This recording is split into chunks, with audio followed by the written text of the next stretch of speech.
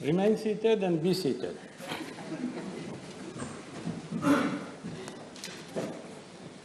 Rule amounts B119.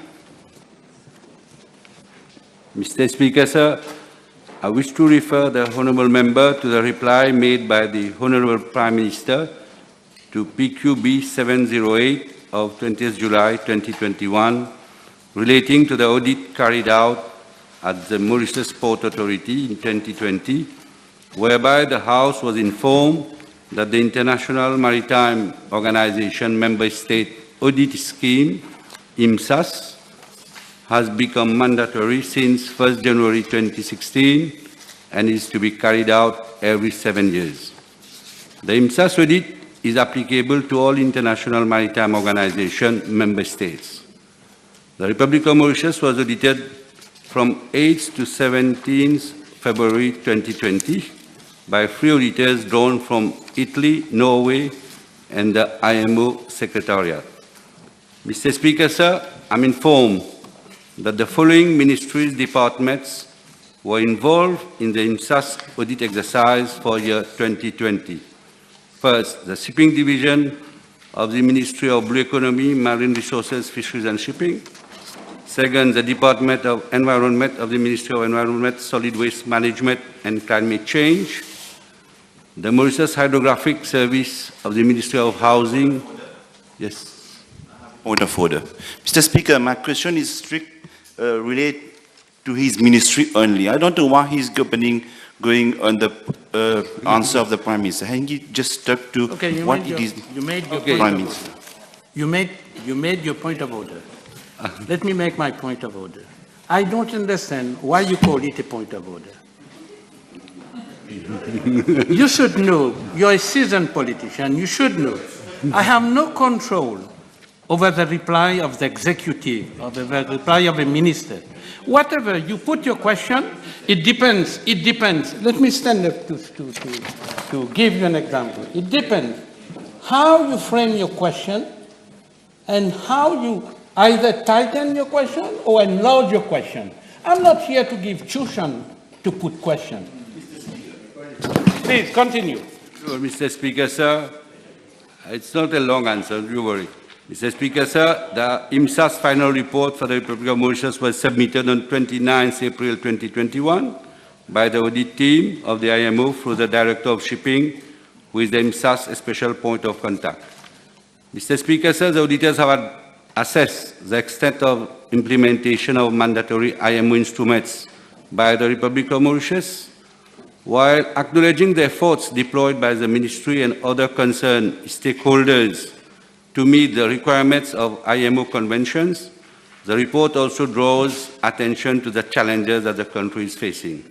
Indeed, Mr. Speaker, sir, the main reason for the limitations noted in the report is the fact that there is an ongoing acute shortage of qualified personnel, maritime experts, whether in the technical or legal cadre, to enable the country to effectively fulfill its legal obligations as a member state of IMO. The valuable feedback received through the audit is intended to assist Mauritius in improving its own capacity to implement the applicable instruments. At one point in time, the Shipping Division of our ministry had imposed 6 surveyors, namely 3 marine engineering surveyors and 3 nautical surveyors. Unfortunately, 4 of these 6 surveyors have resigned to join the private sector. So due to the high scarcity factor in this sector, only 1 recruitment exercise of so many has been successful with the recruitment of only 1 nautical surveyor.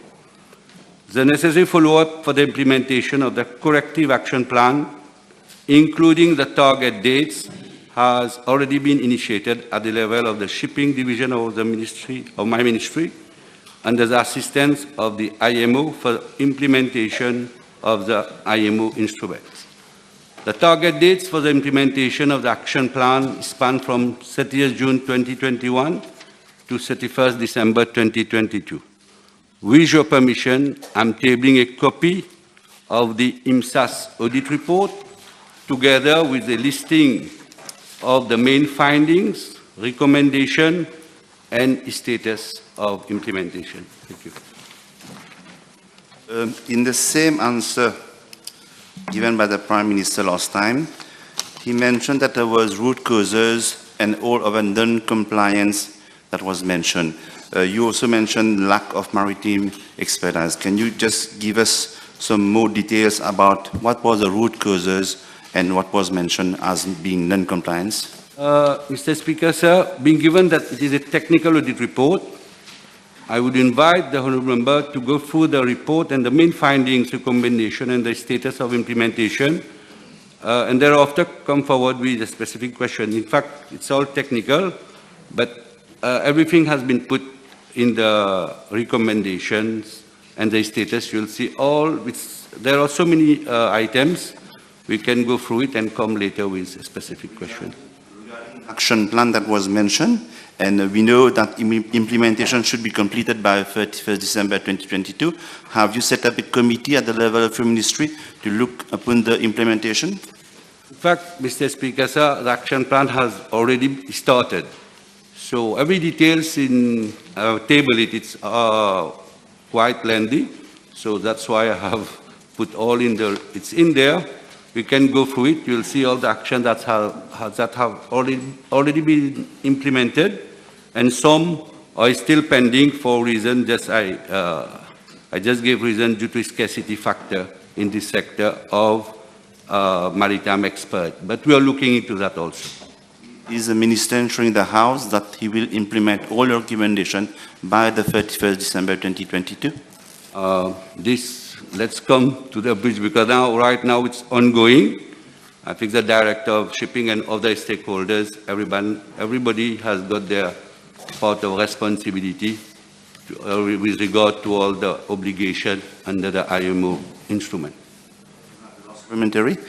He mentioned that there had been a recruitment exercise, but only one was successful. So what is your plan regarding this lack of maritime expertise? In fact, Mr. Speaker, sir, our ministry is also contemplating to recruit foreign experts in case there are various ongoing recruitment exercises right now. If one successful, definitely we'll go for foreign expert to be able to comply to the IMO instruments. Honourable Members, the table had been advised that PQB 196 would be replied by the Honourable Minister of Labour, Human Resources, Development and Training, Minister of Commerce and Consumer Protection. PQB 204 will be replied by the Honourable Minister of Blue Economy, Marine Resources, Fisheries and Shipping. PQB 1445, B151, B152, B159, B167, B170, B171, B173, B185, B194, B202, and B205 have been withdrawn. Honourable Mayotte. B120.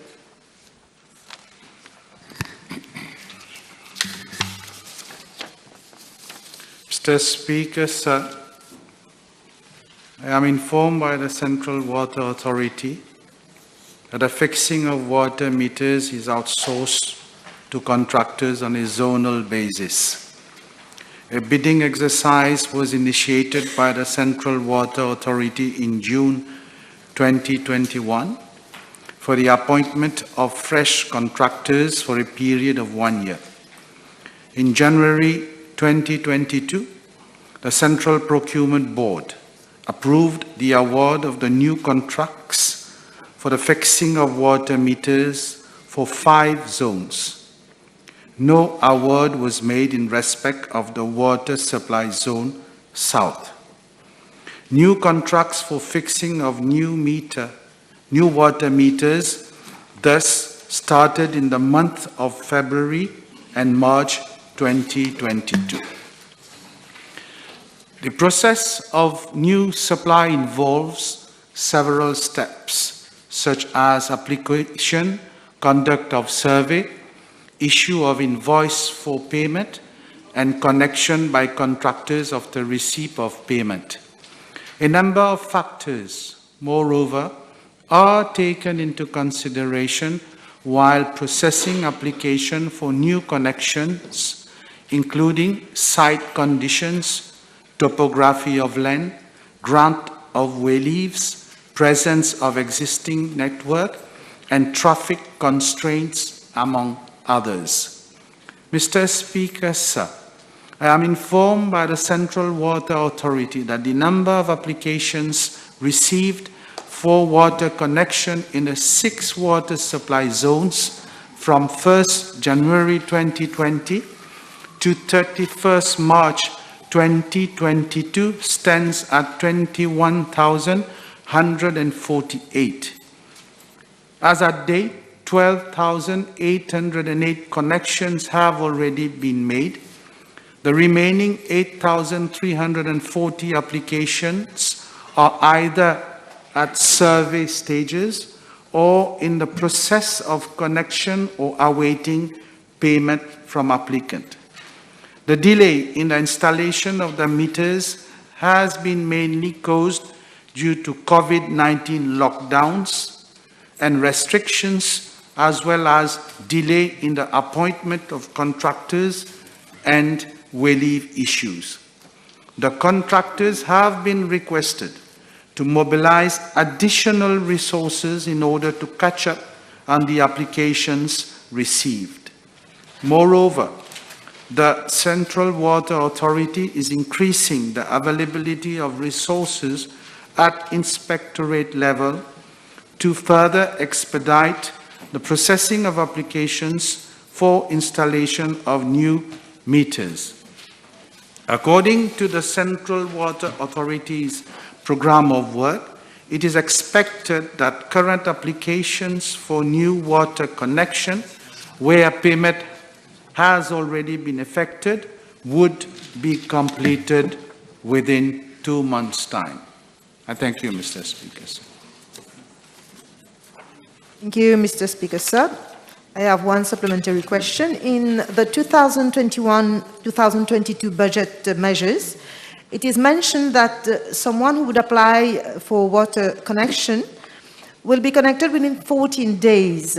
Can the Honourable Minister state whether this measure is being implemented? Thank you. In fact, Mr.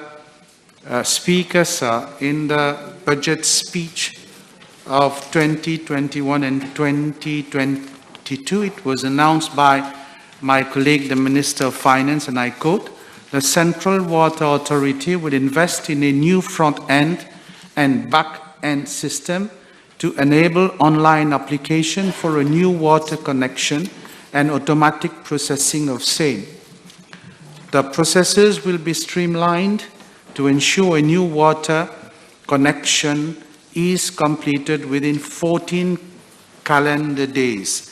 Statistics will be published accordingly." End of quote, Mr. Speaker, sir. In this connection, I understand that meetings have been held with the Ministry of Finance, Economic Planning and Development, and also with the Economic Development Board with a view to implement this measure with the aim of expediting access to public utilities.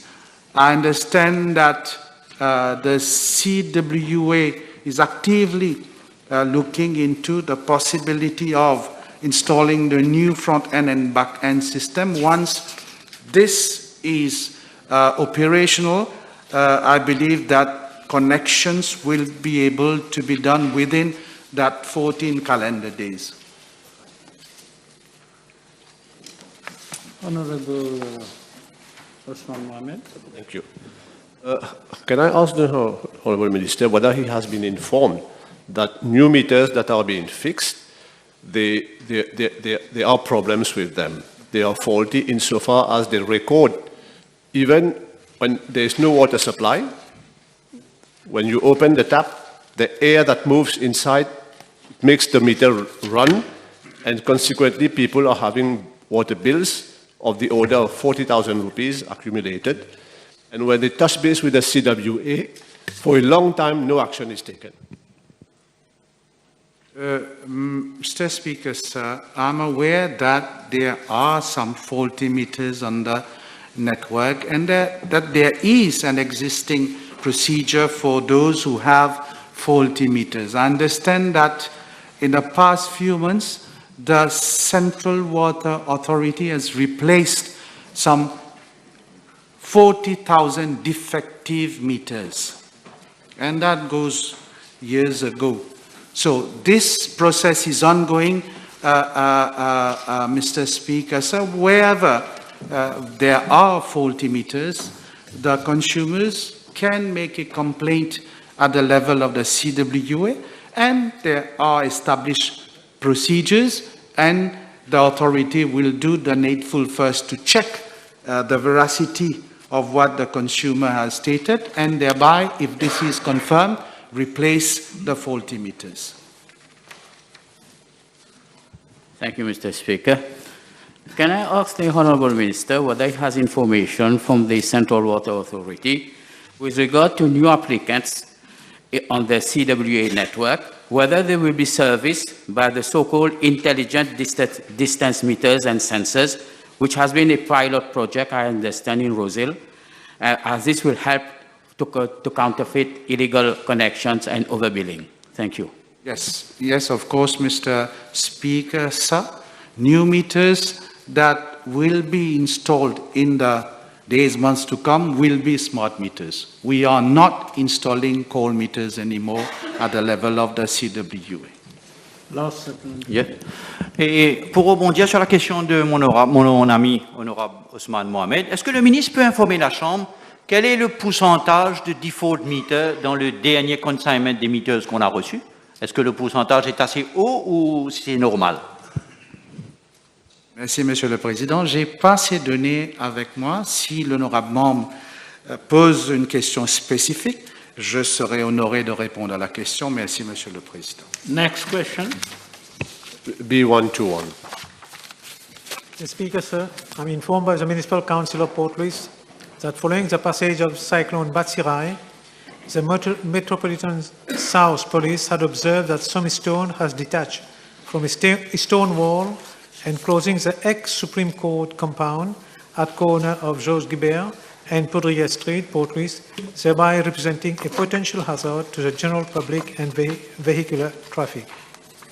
The Metropolitan South Police had, in February, referred the matter to the Ministry of National Infrastructure and Community Development. Consequently, the Civil Engineering section of the latter ministry effected a site visit on the 7th of March 2022 and requested the Municipal City Council to have the Georges Guibert Street closed with immediate effect. Mr. Speaker, sir, I'm also informed that the issue of cracked wall concerned two sites adjacent to each other along Georges Guibert Street, Port Louis. During a site visit effected by the Council on the 10th of March 2022, a few fallen stones were visible on the ground and a few loose rocks were found on the top of a stone wall belonging to Diraman Group. Consequently, warning tapes were immediately placed to secure the site. On the 11th of March 2022, the loose rocks were removed and kept in the owner's adjacent compound. A further site visit was carried out on the 23rd of March 2022, whereby the police as well as the owner were present. The owner was requested to pull down the wall.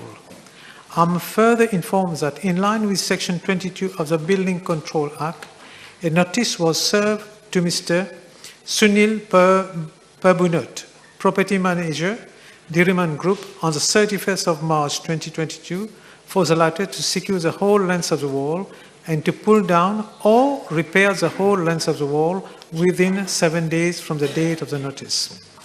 Mr. Speaker, sir, as regard to the vertical crack masonry boundary wall at the ex-Supreme Court compound, given that the site is vested in the Attorney General's office, I'm informed that the Council has already requested the latter on the 1st of April to take appropriate remedial measures to pull down or repair the whole length of the wall.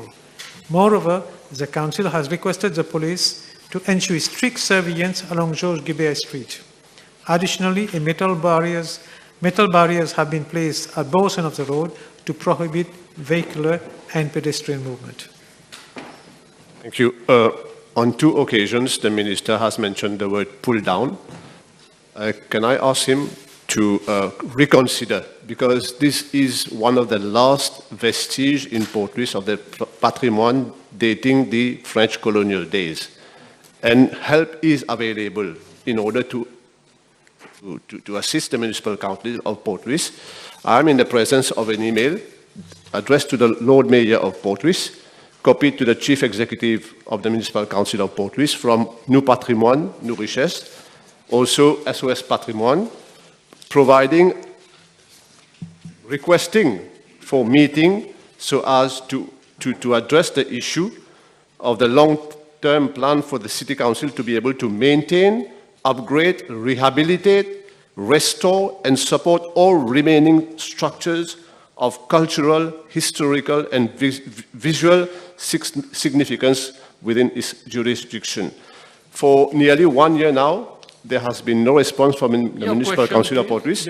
Can I table this for the attention of the Minister for him to take it up with the Lord Mayor on the way forward for this wall? I've got some notes from the City Council of Port Louis that this building is not registered. So there is no question, excuse me. Heritage. There is no question on that.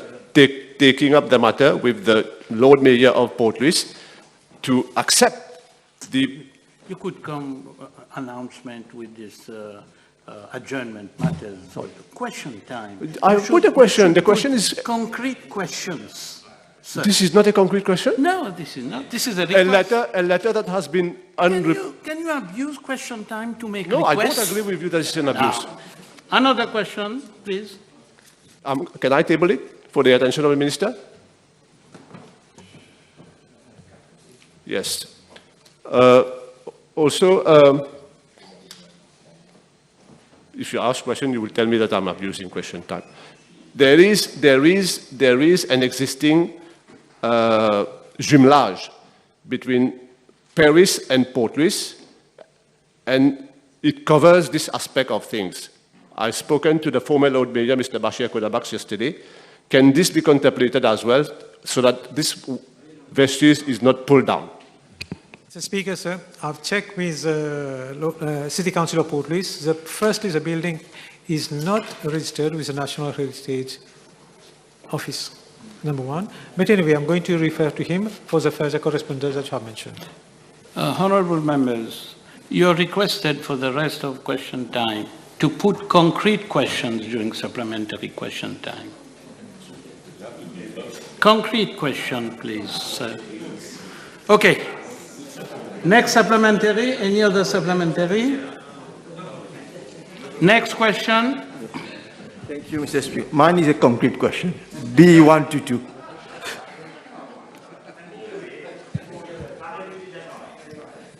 Monsieur le Président, c'est la première fois dans l'histoire de l'exposition universelle organisée sous la bannière du Bureau international des expositions que l'exposition se tient dans la région de l'Afrique, Moyen-Orient. Il s'agissait d'ailleurs de la première grande rencontre internationale depuis l'apparition de la pandémie de la Covid-19 et l'événement a accueilli 192 pays. À un moment où tous les pays ont subi les effets brutaux de la Covid-19 sur leurs économies, le gouvernement de Dubaï a prouvé au monde entier que nous pouvions sortir plus fort de la crise. Monsieur le Président, l'Expo 2020 a en effet fourni une excellente plateforme pour Maurice afin de montrer ses atouts aux opérateurs internationaux, d'améliorer notre visibilité afin de promouvoir Maurice comme une plateforme régionale d'approvisionnement et d'investissement. Le pavillon de Maurice a attiré au total 616 781 visiteurs. De nombreux pays présents à l'exposition universelle ont saisi cette occasion pour présenter leurs offres, organiser des conférences et des réunions d'affaires en marge de l'exposition.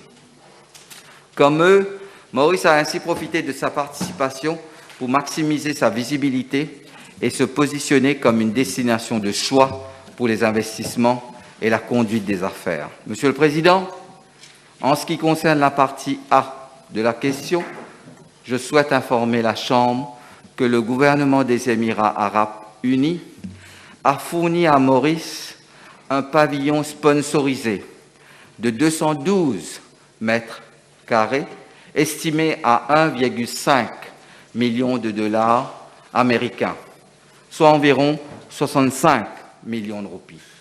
Ce montant comprend le coût supplémentaire pour le gouvernement mauricien pour la mise en place et le fonctionnement du pavillon mauricien, y compris l'organisation d'événements, était de 43,9 millions de roupies.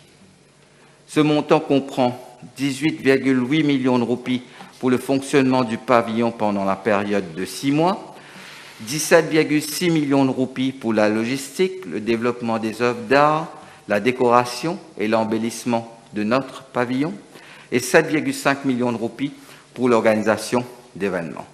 Je souhaite informer la Chambre que d'autres pays ont déployé des ressources massives pour leur participation à l'Expo.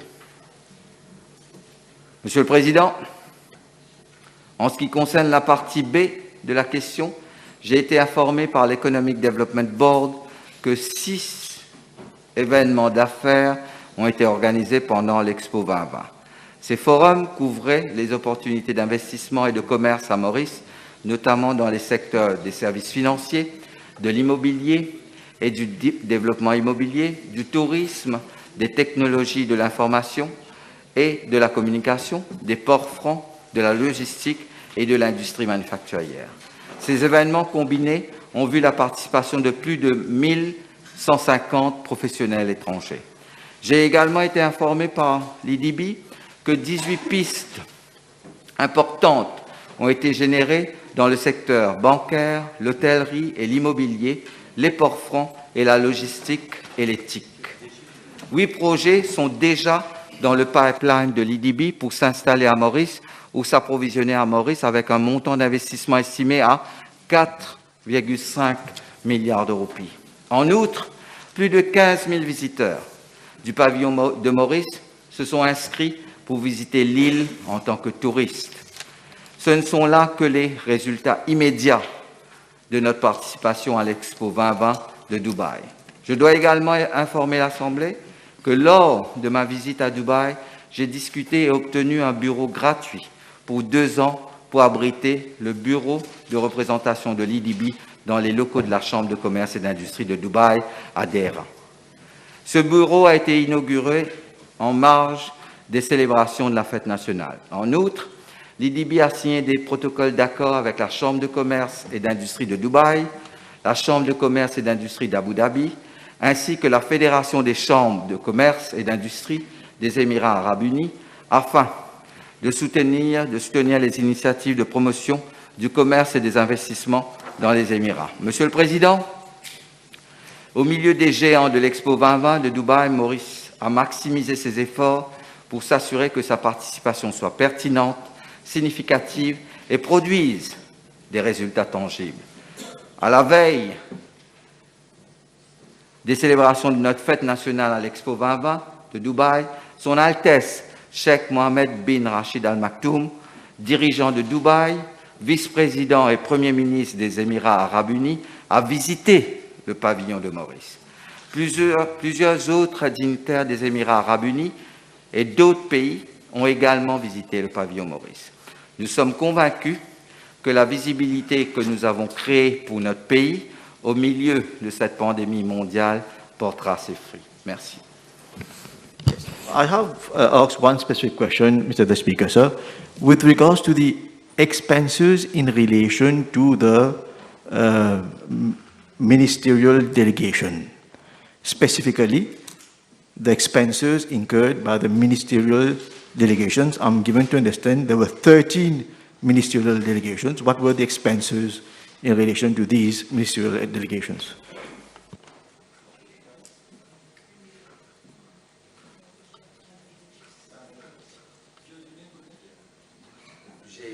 Monsieur le Président, je vais vérifier.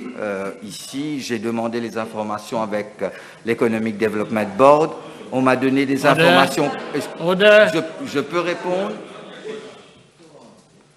J'ai eu des informations concernant 6 forums organisés par l'IDB.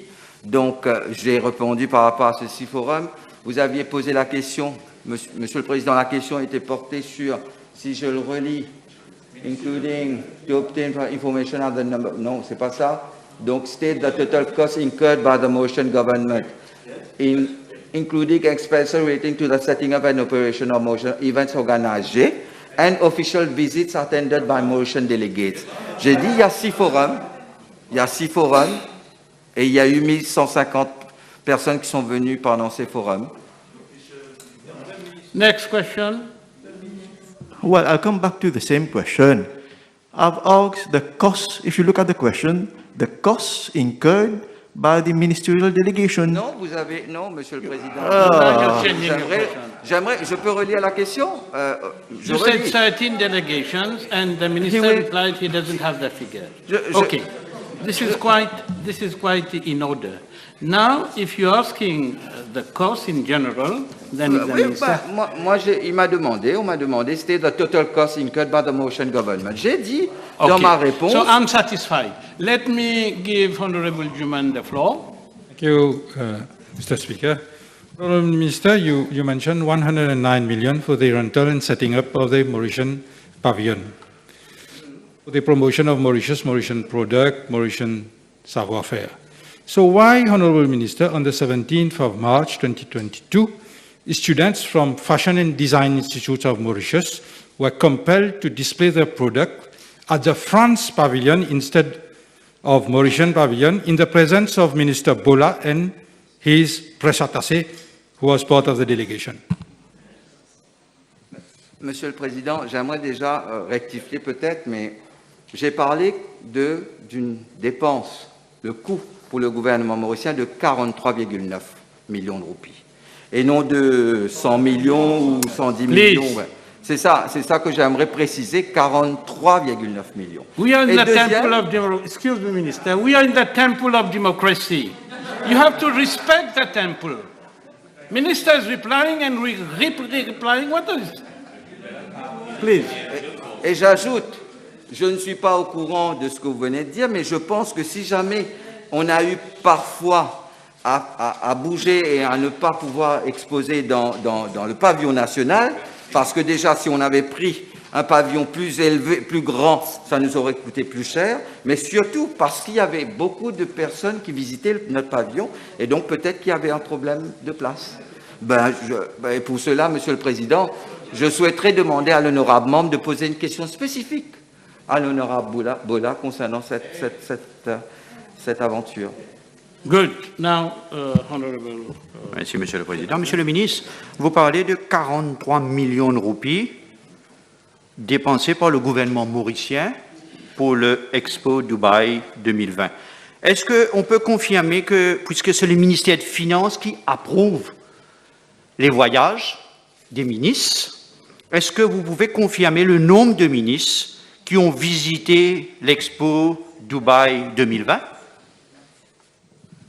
Monsieur le Président, j'ai dans la liste des PQ d'aujourd'hui, à un certain moment, j'ai une question concernant les différentes délégations ministérielles et de la composition, etc., où je vais répondre à cette question.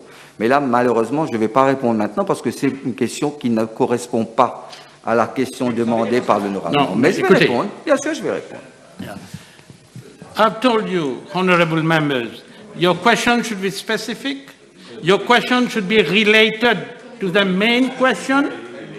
It may be your opinion. It's not my opinion. No, but you don't have the floor. To start with, you don't have the floor. You don't have the floor. You don't have the floor. You are not having the floor. Okay, I'm satisfied with the reply and the question, please. Yes. So, amongst those expenses that the Honourable Minister has stated, there were 13 missions for ministers that were approved by the Minister of Finance. Now, does the Minister of Finance think that was it a good utilization of public funds in those difficult circumstances when we have a public debt of 419 milliards And we are advised to cut costs to approve those missions. Monsieur le Président, écoutez, quand vous êtes en train de gérer un pays, quand vous êtes des décideurs publics, vous devez faire des choix. Faire un choix et dépenser 43,9 millions de roupies pour générer un minimum, je dis bien un minimum, de 4,5 milliards de roupies d'investissement direct, et surtout en devises étrangères, je pense que c'était une bonne opportunité. Merci. The question has been sufficiently canvassed. The table has been advised that question B154, B168, B3201, B188, B189, I'm sorry, B181, B148, B177, B191, B199, B200 have been withdrawn. Next question. B123. Mr. Speaker, sir, I'm informed that the 15 pharmaceutical products that are mostly purchased thereat are as follows: Diamicron, Galvus, Glipmevia, Fervex, Panadol, Doliprane, Revitalose, Voltaren, Zentel, Glucophage, Ventolin, Telma,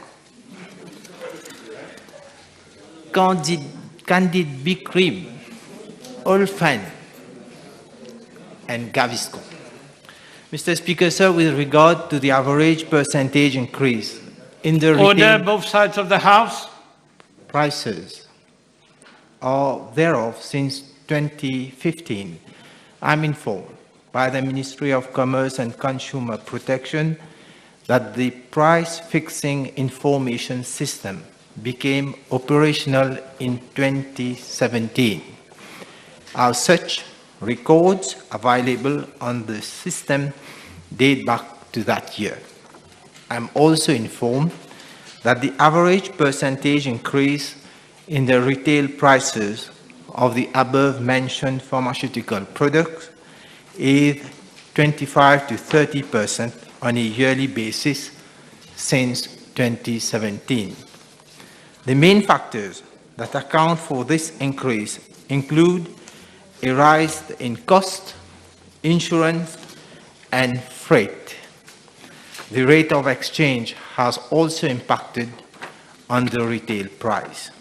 Mr. Speaker, sir, another factor for the increase in prices is the increase in the price of the active pharmaceutical ingredient, API, therefore increasing the cost of manufacturing of the products.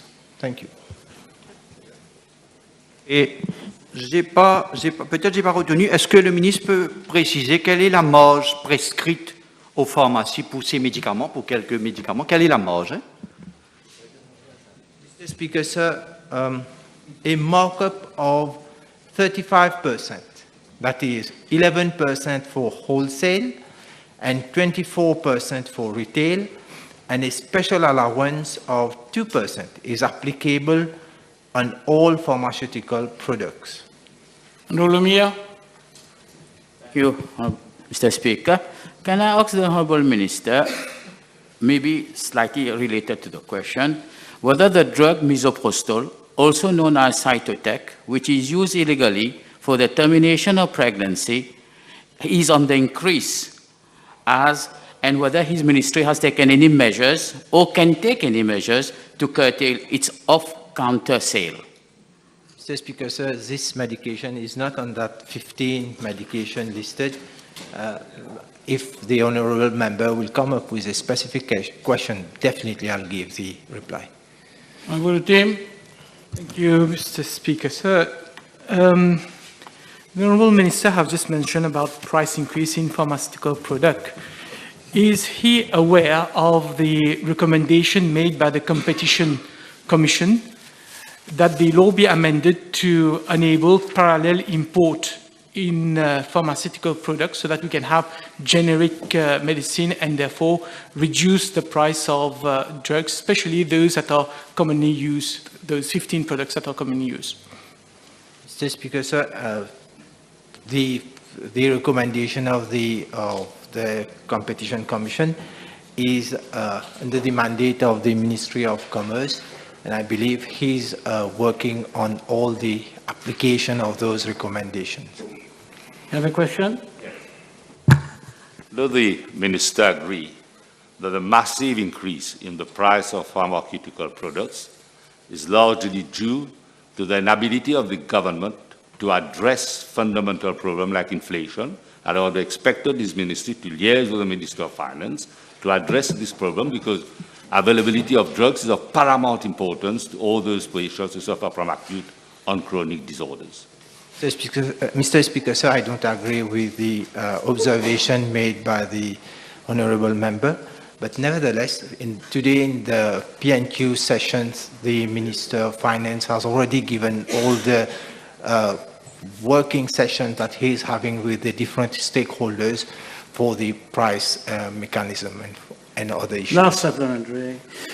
Le ministre est certainement d'accord que la plupart des 15 médicaments cités sont utilisés par les diabétiques et les personnes âgées. Et cela pose énormément de pression sur le budget familial de ces personnes. Monsieur le ministre, est-ce que le ministre ne considère-t-il pas que le règlement qu'il a adopté au cabinet en décembre 2021, qui permet aux pharmaciens de facturer jusqu'à 300 roupies par ordonnance, est-ce que ce règlement, monsieur le ministre, n'est pas grossièrement abusif et injuste envers la population et surtout envers les retraités et les diabétiques? Mr. Speaker, sir, among those 15 medications, 3 are anti-diabetic drugs.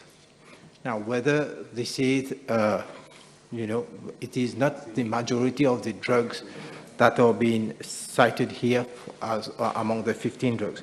Now, the question of the regulations, the Honourable Member should also pointed out that these regulations have come into play after the recommendations made by the Drug Commission, and where the pharmacists have to abide to a code of practice, and this is the Council's decision to prepare the code of regulations for the pharmacists. Obviously, what has been reported in the press, I have already given official statement. The Pharmacy Council has already given their official statement. I believe this chapter is closed. There is no additional fees that the consumer has to pay for medication. Next question. B124. Monsieur le Président, faisant suite au dépôt du rapport du directeur de l'audit à l'Assemblée nationale, le ministère des Finances a sollicité les autres ministères afin d'analyser toutes les questions soulevées par le directeur de l'audit en vue de remédier à quelconque faiblesse et lacune. En outre, permettez-moi d'informer l'Assemblée que la circulaire budgétaire 2022-2023, publiée par le ministère des Finances pour le prochain exercice budgétaire, formule expressément la demande à tous les ministères, départements, d'éliminer les dépenses non productives et de traiter les questions soulevées par le directeur de l'audit dans ses rapports lors de la formulation de leurs prévisions budgétaires. Afin d'améliorer la gestion des dépenses, la responsabilité et la transparence, la Finance and Audit Act a été amendée pour obliger les ministères et les départements à inclure un plan de mise en œuvre dans leur rapport annuel. Et cela afin d'éviter la répétition des lacunes signalées par le directeur de l'audit. Je souhaite également souligner que l'Office of Public Sector Governance, sous l'égide du ministère des Services financiers et de la bonne gouvernance, est chargé de contrôler et de suivre les recommandations du directeur de l'audit ainsi que de rendre compte de leur mise en œuvre réussie. En outre, le rapport annuel des ministères départements comprend désormais une déclaration indiquant un plan de mise en œuvre des mesures correctives et de prévention de la récurrence des lacunes en ce qui concerne la gestion des fonds publics mentionnés dans le rapport du directeur de l'audit. Le directeur du contrôle interne du ministère des Finances a été chargé de mettre en place une équipe dédiée pour analyser les gaspillages des fonds publics mentionnés dans le rapport d'audit et le rapport du comité des comptes publics. Cette unité devra également préparer un plan de travail pour traiter ces questions en collaboration avec les comités d'audit des ministères et départements. Il convient de noter que des mesures sont prises pour 190 des 201 problèmes constatations mis en évidence dans le rapport d'audit de l'exercice 2019-2020. Un exercice similaire sera entrepris pour le rapport de l'exercice 2020-2021. Merci. Monsieur le ministre, y a-t-il un mécanisme mis en place pour assurer un suivi?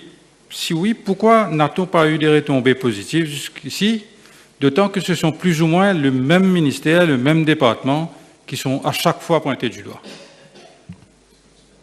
Monsieur le Président, je rappelle à l'honorable membre que par rapport au rapport 2019-2020, sur les 201 problèmes et constatations qui ont été mises en évidence, nous avons travaillé pour améliorer et donner des réponses pour 190 problèmes et constatations. Donc nous allons répéter cet exercice. C'est sûr que c'est un exercice qui prend du temps, mais en même temps, il nous faut des organes de contrôle. Chez nous, il y a le directeur du contrôle interne au niveau du ministère des Finances qui travaille dessus et à chaque fois, il vient avec les rapports pour améliorer le processus concernant l'audit. Thank you very much. Minister, I think you are game for a laugh. I might understand, and you should know better, that the Office for Sector Governance has been in operation since more than a decade. Year in, year out, we are taken to task by the Director of Audit. What concrete measures have been taken to address this issue up front? Je répète, Monsieur le Président, parce que je crois que l'honorable membre, en plus, il a cette mauvaise manière de commenter en même temps qu'on fait la réponse. S'il vous plaît, écoutez la réponse, je viens de le dire. Le directeur de l'audit fait son rapport et nous, au niveau de ce gouvernement, nous avons mis en place des contrôles et nous travaillons pour améliorer cette gestion avec la bonne gouvernance. Donc nous travaillons, il y a eu des résultats et on l'a publié dans le dernier budget. Merci, Honourable Mia. Well, the Honourable Minister agree with me that it's high time to amend the law for those who are responsible for wastage of public funds are prosecuted. Monsieur le Président, c'est une noble suggestion de la part de l'honorable membre et ce sera pris en considération. Je vais débattre de cela avec le ministère et puis on va travailler dessus. Mais je le redis et j'aimerais que ce soit entendu ici, au niveau de chaque ministère, et ça j'aimerais qu'on le comprenne, les fonctionnaires font un travail formidable pour essayer d'améliorer la vie de la population en entier. Et c'est sûr que de temps à autre, vous avez des problèmes dans la gestion. Et le but, c'est ça le garde-fou. On a un garde-fou avec le bureau de l'audit qui nous dit comment améliorer la gestion des finances publiques. Et cela est un formidable outil de démocratie, car ce directeur, en toute indépendance, il nous dit où on peut améliorer. Et nous faisons en sorte d'améliorer la gestion de la finance publique. Mais c'est sûr qu'une gestion parfaite des finances publiques est très difficilement atteignable. Merci. Last supplementary, MP Utim. Thank you, Mr. Speaker. Sir, the Honourable Minister is aware that the report of the National Audit came out last week, and he highlighted that only 20% of his recommendation was implemented. So is the Honourable Minister satisfied with this figure, and will he also take a commitment on behalf of the government and the nation that henceforth ministers will not give verbal instruction to a civil servant to carry out procurement exercise? Monsieur le Président, 20%, 10%, 30%, nous travaillons pour améliorer la gestion des finances publiques. Et il n'est pas de mon ressort au niveau, et en tant que ministre des Finances et aussi au ministère des Finances, de prendre l'engagement, ce genre d'engagement. Nous travaillons de concert avec le gouvernement et nous faisons en sorte d'améliorer la gestion des finances publiques pour le bien-être de toute la population. Merci. Next question. B125. Mr. Speaker, sir, with your permission, I will be replying to both PQs B125 and B137 together as they relate to the same subject matter. Mr. Speaker, sir, dangerous drugs are drugs like opioids, cannabinoids, stimulants, narcotics, and psychotropics. People who inject drugs, PWIDs, are injecting drug users, while people who use drugs, PWUDs, are non-injecting drug users who use illicit drugs. According to the Integrated Biological and Behavioral Surveillance Survey, IBBS 2020, the estimated population size of people who inject drugs in 2020 in the island of Mauritius was 6,600. Furthermore, it is estimated that there are around 55,000 non-injecting drug users, according to the national survey among people who use drugs carried out in September 2021 by the National Drug Secretariat under the Prime Minister's Office. As regards to this estimated number of people who inject drugs and those who use non-injectable drugs district-wise, no such information is available. Mr. Speaker, sir, with regard to Part B of the question 125 and PQ 137, you may wish to note that my ministry offers the following substitution therapies, support programs, and rehabilitation services. First, the Needle Exchange Program. This program is a government-led outreach program targeting people who inject drugs with a view to curb the trend of HIV and hepatitis B and C infection in this vulnerable population. The program is jointly implemented by the Ministry of Health and by the non-governmental organization CUT, Collectif Urgence Tuxida, and recently the NGO L. There is a total of 45 needle exchange program sites. Steroid needles, syringes, alcohol swabs, and condoms are distributed to beneficiaries of the program run both by my ministry and the NGOs. Mr. Speaker, sir. Second is the methadone substitution therapy. As at date, around 6,500 beneficiaries are on the maintenance program and accessing their daily doses at 48 dispensing points throughout the country, including the 4 sites within the prisons. The 4 methadone daycare centers are operational at Sainte-Croix, Cassis, Maïbo, and Frangipan Drug Treatment and Rehabilitation Center at Brown-Séquard Mental Health Care Center, Beaubassin. The third program is the addiction units. The drug addiction units are found at Long Mountain Hospital, Bruno Chong Hospital, FLAC, Dr. Jitu Hospital, Victoria Hospital, and Mayberg Hospital. All the services provided are based on a combination of psychosocial and pharmacotherapies, including detoxification, aftercare, and involve family, friends, and social workers.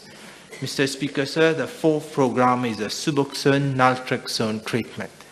People who inject drugs are also offered a detoxification program.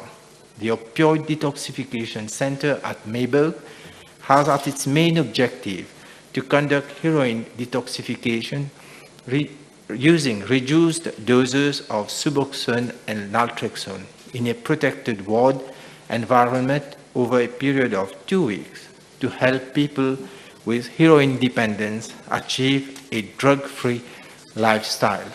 The fifth program is a residential rehabilitation centers. With regard to people who use drugs, there are currently 3 residential drug treatment and rehabilitation centers operational under my ministry. They are as follows. The Nenifar Center at Long Mountain with a capacity of 12 beds for rehabilitation mainly of minors and young people under the age of 23, and the Frangipan Center at Beaubassin with a capacity of 12 beds for rehabilitation of male adults aged 18 and above. Mr. Speaker, sir, these therapies are offered at the rehabilitation centers mentioned above are as follows: general counseling, relapse prevention strategies, family therapy, motivational therapy, group and individual counseling, and cognitive behavioral therapy. All the services provided are based on a combination of psychosocial and pharmacotherapies, including detoxification, aftercare, and family, friends, and social workers' involvement. The service is offered in full confidentiality to all people who use drugs and tailor-made with respect to the type of drug of concern. Mr. Speaker, sir, with regard to the eligibility criteria to benefit from substitution therapies and support programs, the following factors are taken into consideration. First, outcome of previous abstinence-based treatment. Second, age of patient. Third, duration of opioid use. Fourth, patient preference. Fifth, type of opioid used. And lastly, amount of opioid use. Thank you. Thank you, Mr. Speaker, sir. Can the Honourable Minister inform the House whether his ministry has worked out any specific program for the rehabilitation of female drug users? Mr. Speaker, sir, yes, in fact, my ministry is making separate special wards for the rehabilitation of female drug users, and that dedicated center will be at Bronseka Hospital. This new detoxification and rehabilitation center will be operational in some weeks' time. It will offer patients treatment using Suboxone and naltrexone, as well as another option for patients who do not wish to be induced on these treatment, that is the methadone. This center will be led by a psychiatrist supported by medical officer, psychologist, trained nursing staff, as well as social worker. It will offer family, motivational, and cognitive therapy. Patients will be also empowered with appropriate life skills for their smooth reintegration into the society. Thank you, Speaker. Can the Minister inform the House on progress made regarding the setting up of a drug offenders administrative panel? Yes, Mr. Speaker, sir. So the setting up of a DOAP, Drug Offenders Administrative Panel, it is in fact a recommendation of the Commission of Inquiry on Drugs. The House will note that Cabinet has already given its approval for the setting up of this panel, which will be completely detached from the criminal justice system.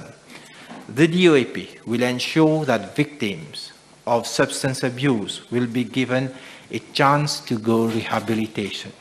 The Ministry of Finance has already given approval for the financing of the body, which amounts to some 15 million rupees per year. A proposed location for the setting up of the DOAP has already been identified at Bronsecor Hospital. I'm informed that we should now bring amendments to the Dangerous Drug Act and also draft a new bill.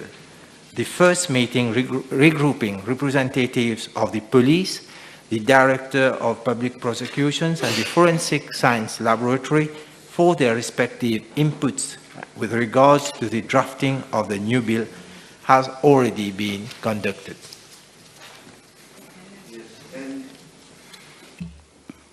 Can the Minister inform the House if codeine is still being used for rehabilitation of drug victims?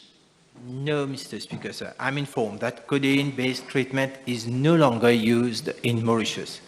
In fact, the decision was unanimously taken following a working session with Dr. Mete, Chief Addictology Services at the Centre Hospitalier et Universitaire de la Réunion, representatives of 9 NGOs working for the rehabilitation of drug victims and officers of my ministry.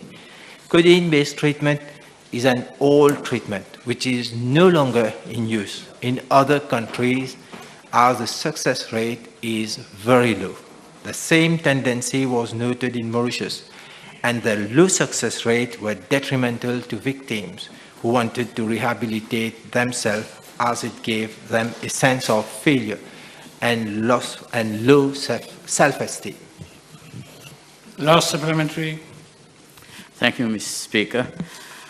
In view of the increasing number of drug users in the country and the expectation that it's approximately 500 to 700 yearly, will his ministry consider, as part of substitution therapy, the take-home dose, which is widely used in Europe now, particularly in a different formulation, considering the overcrowding of methadone at dispensing sites? Yes, Mr. Speaker, sir. Honourable members, you are too perfectly right that even the Commission has recommended for the take-home doses, but since the methadone that we do dispense to the clients, you can't keep them for more than 24 hours. So we have to have another formulation of this methadone so that we can give take-home doses.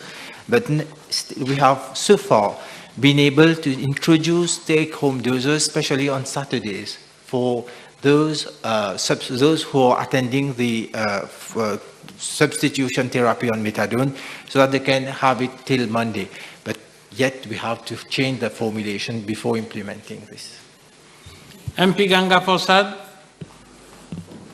B 126.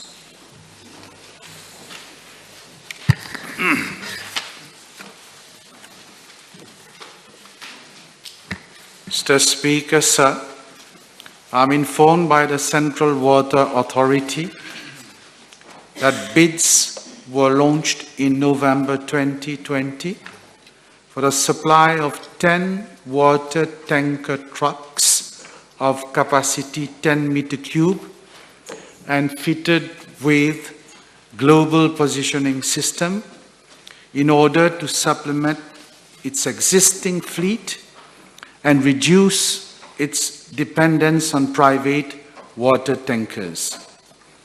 The services of these private water tankers were costly to the authority and in many cases were not satisfactory in view of the numerous representations received from several quarters. This project was funded under the Economic Recovery Programme. The contract was subsequently awarded on 18th June 2021 to ABC Motors Company Limited in the sum of rupees 40,273,650 rupees inclusive of a contingency sum of 3 million rupees and exclusive of VAT. Mr. Speaker, sir, with regard to parts B and C of the question, I am informed by the Central Water Authority that the make of the water tanker truck is model Pro 6025, and the country of origin is India. As already indicated, the name of the supplier is ABC Motors Company Limited. Thank you, Mr. Speaker, sir. Thank you, Honourable Minister. Mr. Speaker, sir, will the Honourable Minister confirm to the House whether one of the water tankers broke down in Goodlands only a few days after becoming operational and obviously impacting negatively on the consumers, and the Honourable Minister had a ride on one of the lorries from Riyadh to Pamplemousse? Will he confirm whether the speed limiter and water pump of these water tankers are already showing signs of being defective? Mr. Speaker, sir, in fact, I had a ride in one of the trucks, specifically to verify a few issues which were brought to my attention. It's not that we had problems with only one water tanker. We had problems with 5 water tankers. And 4 out of those 5 were located in the northern zone of the country. And I know why. And, Mr. Speaker, sir, the problems were related to auxiliary equipment of the lorry, not with the engine of the lorry.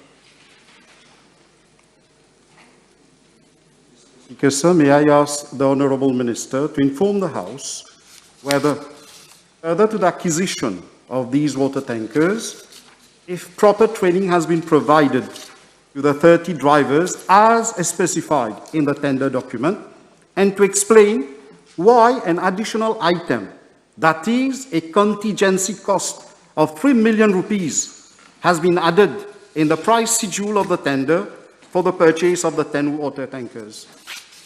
Mr. Speaker, I believe that the heavy vehicle drivers at the CWA have been trained properly to drive those 10 water tankers, and I understand also that there are drivers with long experience in driving those type of heavy trucks. In fact, Mr. Speaker, sir, we have in the fleet a total of 25 trucks now, and that is why I said that the drivers have been trained to drive these vehicles. With regard to the 3 million contingency plan, I don't have the reply with me, Mr. Speaker, sir, but I can provide same to the Honourable Member. Minister, may we know how successfully the problem of water shortage has been addressed after the acquisition of these 10 water tankers? Mr. Speaker, sir, it is clear that with the addition of these additional water trucks, we have been able to provide additional water to the water-stressed region, especially in the northern, eastern, and western part of the country. That's one, the first issue. And secondly, I said in my main reply, we have both additional water tankers because it was sting a lot of money to the Central Water Authority to hire private tankers. The annual payment to private water tankers were of the order of 50 million rupees. We bought 10 trucks for 40 million rupees. That is, we've saved also, Mr. Speaker, sir. The table has been advised that PQ B153, 175 have been withdrawn. Next question. B127. Monsieur le Président, face aux défis environnementaux émergents, une révision en profondeur de l'Environment Protection Act 2002 a été vivement préconisée et recommandée lors des assises de l'environnement organisées par mon ministère en décembre 2019. Cette proposition a ensuite été retenue par mon ministère comme l'une des principales recommandations du Forum national et le financement du projet a été obtenu de l'UNDP Country Office en septembre 2020. En novembre 2020, le UNDP Country Office a fait appel au service des consultants juridiques, tant international que national, pour un examen complet du cadre législatif en vigueur régissant la gestion de l'environnement. Les propositions finales comprenant une série de recommandations d'amendements à l'IPA ainsi que Draft Environment Protection Amendment Bill sous la forme d'un document de travail ont été soumis par le consultant le 20 mars 2022. L'approbation du gouvernement à mon ministère pour émettre des instructions de rédaction au bureau de l'Attorney General sur les modifications proposées à l'IPA a été obtenue le 1er avril 2022. Monsieur le Président, en ce qui concerne les parties A et B de la question, je dois souligner que des consultations approfondies ont été menées avec toutes les parties prenantes, y compris les ministères, les départements, les autorités locales, les universités, les universitaires, les organisations du secteur privé, les organisations non gouvernementales et même des membres du public. Je dois aussi souligner, Monsieur le Président, que suite aux assises de l'environnement, un atelier consultatif de 2 jours sur la politique nationale de l'environnement a été organisé par mon ministère en collaboration avec l'UNDP Country Office en décembre 2020, où des consultations publiques relatives à la révision de l'IPA ont été poursuivies. Ce forum a regroupé un large éventail de parties prenantes et comprenant quelques 130 participants d'organisations du secteur privé, la Commission de l'environnement, le forestry, le tourisme, les parcs marins, de la pêche de Rodrigue, et aussi le milieu universitaire et les ONG ainsi que la société civile. Pour garantir un processus de consultation inclusif, les commentaires du public ont été invités par le biais d'un communiqué de presse publié par mon ministère en février 2021. Les commentaires reçus dans le cadre de ce processus ont été dûment transmis aux consultants. Plusieurs discussions ciblées avec les organismes chargés de l'application de l'IPA ont également été organisées par le département de l'environnement de mon ministère sur des domaines thématiques spécifiques l'année dernière. Monsieur le Président, avant la clôture de l'exercice de conseil, le document de travail contenant les amendements proposés par les consultants à l'IPA ont été largement diffusés aux principales parties prenantes, y compris les ministères, les différents départements et les organisations du secteur privé, le MACOS, qui est la plateforme nationale reconnue des ONG, les organisations de la société civile pour la promotion du développement durable, et les 16 février et le 10 mars 2022, sollicitant leur point de vue et commentaires avant une réunion consultative. En 2 occasions, le MACOS a fait circuler les propositions auprès de ses membres. Les amendements proposés à l'IPA ont ensuite été discutés par les parties prenantes lors d'une réunion consultative de 3 jours, tenue virtuellement avec le consultant juridique international du 14 au 16 mars 2022. Monsieur le Président, avec votre permission, je dépose la liste des intervenants qui ont été sollicités pour participer aux consultations. En ce qui concerne la partie C de la question, Monsieur le Président, étant donné que des amendements majeurs sont proposés à l'IPA face aux complexités et urgences environnementales, locales et mondiales, la finalisation du projet de loi sur la protection de l'environnement par le bureau de l'Attorney General entraînerait vraisemblablement de nouvelles discussions avec mon ministère et d'autres organismes publics et privés. Le projet de loi devrait néanmoins être déposé à l'Assemblée nationale avant la fin de l'année. Merci. Je n'ai malheureusement pas reçu la liste. de ceux qui ont reçu les amendements.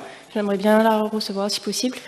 Est-ce que le ministre peut nous expliquer pourquoi certaines entités ayant participé aux assises de l'environnement et au National Consultative Workshop ont reçu une copie de ces amendements, notamment, comme il a mentionné, l'AMACOS et Business Mauritius, pour que soient soumis leurs commentaires, alors que d'autres entités, notamment certaines ONG qui ont participé elles aussi à ces deux événements, n'ont pas été consultées avant que le draft soit envoyé au State Law Office. Pourquoi cette discrimination? Monsieur le Président, j'ai mentionné tout le parcours qui a été mentionné en termes de consultation des différents stakeholders, les organismes publics, privés, les ONG. Je pense que ça a été suffisamment explicite dans ma réponse en ce qui concerne toutes les consultations qui ont été faites, Monsieur le Président. Can the Honourable Minister give the guarantee that with those amendments, preliminary environmental reports, additional information submitted during the environmental process, and the reason for granting and rejecting an environmental impact assessment will be compulsory and will be made public? Monsieur le Président, les amendements à l'Environment Protection Act seront très détaillés. Je dois dire que c'est un document très travaillé avec toutes les parties prenantes. Les amendements proposés toucheront plusieurs thèmes.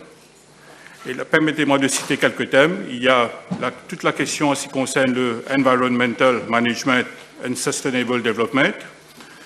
Il y aura toute la question en ce qui concerne le renaming du National Environment Commission sous l'appellation du National Sustainable Development Commission. Il y aura l'établissement de l'Observatoire de l'environnement. Nous viendrons de l'avant aussi, Monsieur le Président, avec le Environmentally Sensitive Areas et avec la proposition de venir de l'avant avec un ISA Coordination Committee Advisory. Je dois dire aussi que, Monsieur le Président, que nous viendrons de l'avant avec un Coordination Framework en ce qui concerne le National Oil Spill Contingency Plan. Nous viendrons de l'avant aussi, Monsieur le Président, en ce qui concerne l'Enforcement and Compliance Mechanism pour qu'on puisse venir de l'avant avec un legal framework pour donner plus de pouvoir pour qu'on puisse implémenter les mesures touchant à toute infraction concernant la protection de l'environnement. Et aussi, Monsieur le Président, nous allons considérer toute la question en ce qui concerne le management et aussi toute la question de production, de consommation du plastique, toute la question relevant de la pollution plastique. En ce qui concerne le Environment Impact Assessment, nous sommes totalement conscients des demandes qui ont été faites par différentes parties prenantes concernant la question de transparence en ce qui concerne l'application qui est faite pour le Environment Impact Assessment, en ce qui concerne les additional information qui sont des fois soumis par les différents applicants. Je peux, à ce stade des choses, Monsieur le Président, réassurer la Chambre que nous sommes en train de prendre tout cela en considération. One last supplementary, please. Can I ask the Honourable Minister to give the assurance that the Strategic Environment Assessment will be reinstated in the Environment Protection Act? Oui, Monsieur le Président, comme je l'ai bien mentionné, donc nous viendrons de là parce que pour nous, il convient de s'assurer avant tout que nous puissions avoir le framework nécessaire pour considérer tout ce qui touche à l'Environment Impact Assessment.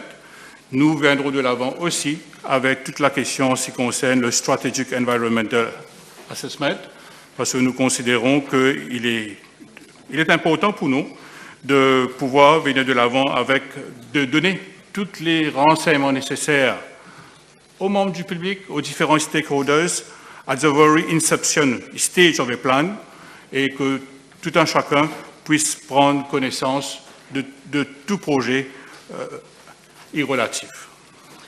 Honourable Member, the Chair has been advised that it is PQ B153 and B211 which have been withdrawn instead of B175. Next question. B128. Mr. Speaker, sir, I wish to thank the Honourable Member for giving me the opportunity to inform the House of development on this major infrastructural work currently underway. With the growing number of cancer patients in Mauritius, and as a responsible and caring government, and the personal dedication of our Prime Minister, we embark on the implementation of a specialized hospital for cancer treatment at Solferino. Mr. Speaker, sir, the House will note that the radiology, radiotherapy, and immunotherapy departments will be available in the new building of the new cancer center, equipped with PET scan, SPECT scan, and 3-dimension linear accelerator. In addition, a daycare ward as well as several wards to accommodate 115 patients would be available in the new building. Immunocompromised patients room, stem cell laboratory, endoscopy, UGI endoscopy and recovery rooms, operation theaters will also be accommodated within the new building. In addition, an outpatient department will also be operational in the new cancer center. Let me also inform the House that works in the renovated building was completed in October 2020, and the cancer center is operational since 23rd October 2020. Around 100 patients visit the hospital on a daily basis for chemotherapy sessions, and some 70 patients are given intravenous chemotherapy. With regard to inpatients, 67 beds, 29 male and 38 females are available, which cater for inpatients with complications or those requiring long sessions of chemotherapy and palliative care. Supplementary? Yes. From what I gather from the answer is that in the new cancer hospital, only chemotherapy is right now available. All the others facilities will be available in time. Can I know from the Minister when will the linear accelerators, the HDR brachytherapy, the PET scan and the SPECT scan, which has been already acquired, will be operational and the full operation of the hospital will be possible? Yes, Mr. Speaker, sir, in regard to the PET scan, so this is partly it is a donation from the International Atomic Energy Association, and partly it is financed by the ministry. So they are doing the exercise for the procurement of this PET scan. And yesterday we had a meeting with a representative who is in Mauritius at present, and we have been informed that the equipment will be ready by end of this year. In regard to the other equipment, the 3-dimensional linear accelerators, so these procedures are being undertaken by the HSCC India for the procurement of these specialized apparatus. So hopefully, if there is no other major issues, we will be receiving these equipments by mid of next year.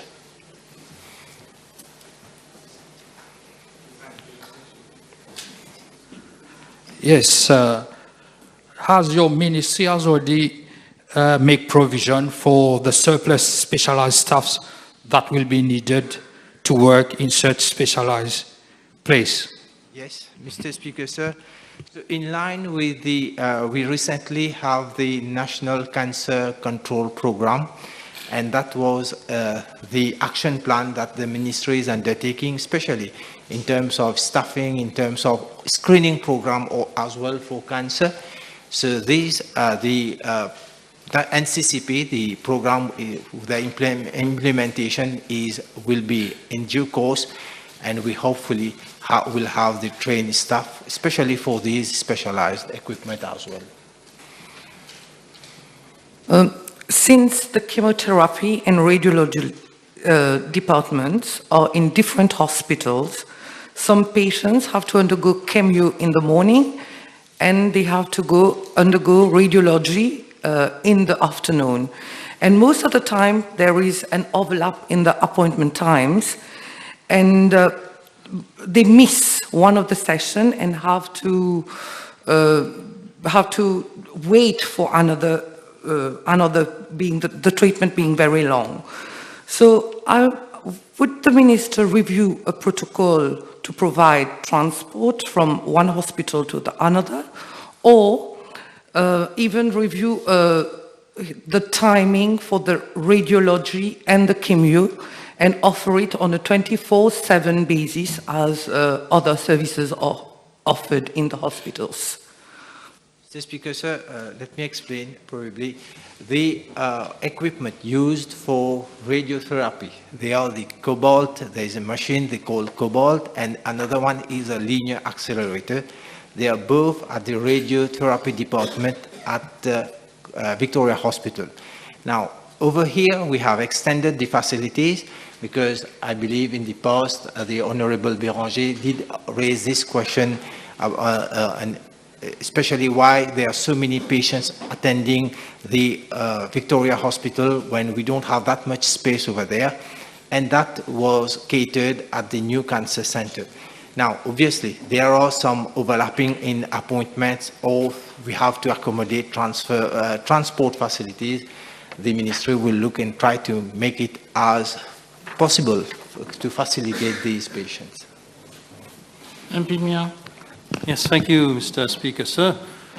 One of the criticism in the treatment of cancer at Victoria Hospital is the long hours of waiting time for cancer patients. Therefore, can I ask the Honourable Minister if needful can be done for the new cancer centre to reduce the waiting time for cancer patients as they are already suffering? Yes, Mr. Speaker, sir. So again, if we have two equipments or three equipment, especially for those coming for radiotherapy, so that's what build up in terms of the waiting time. But with the coming into operation of the new cancer center, this waiting time will, remarkably be reduced. Next question.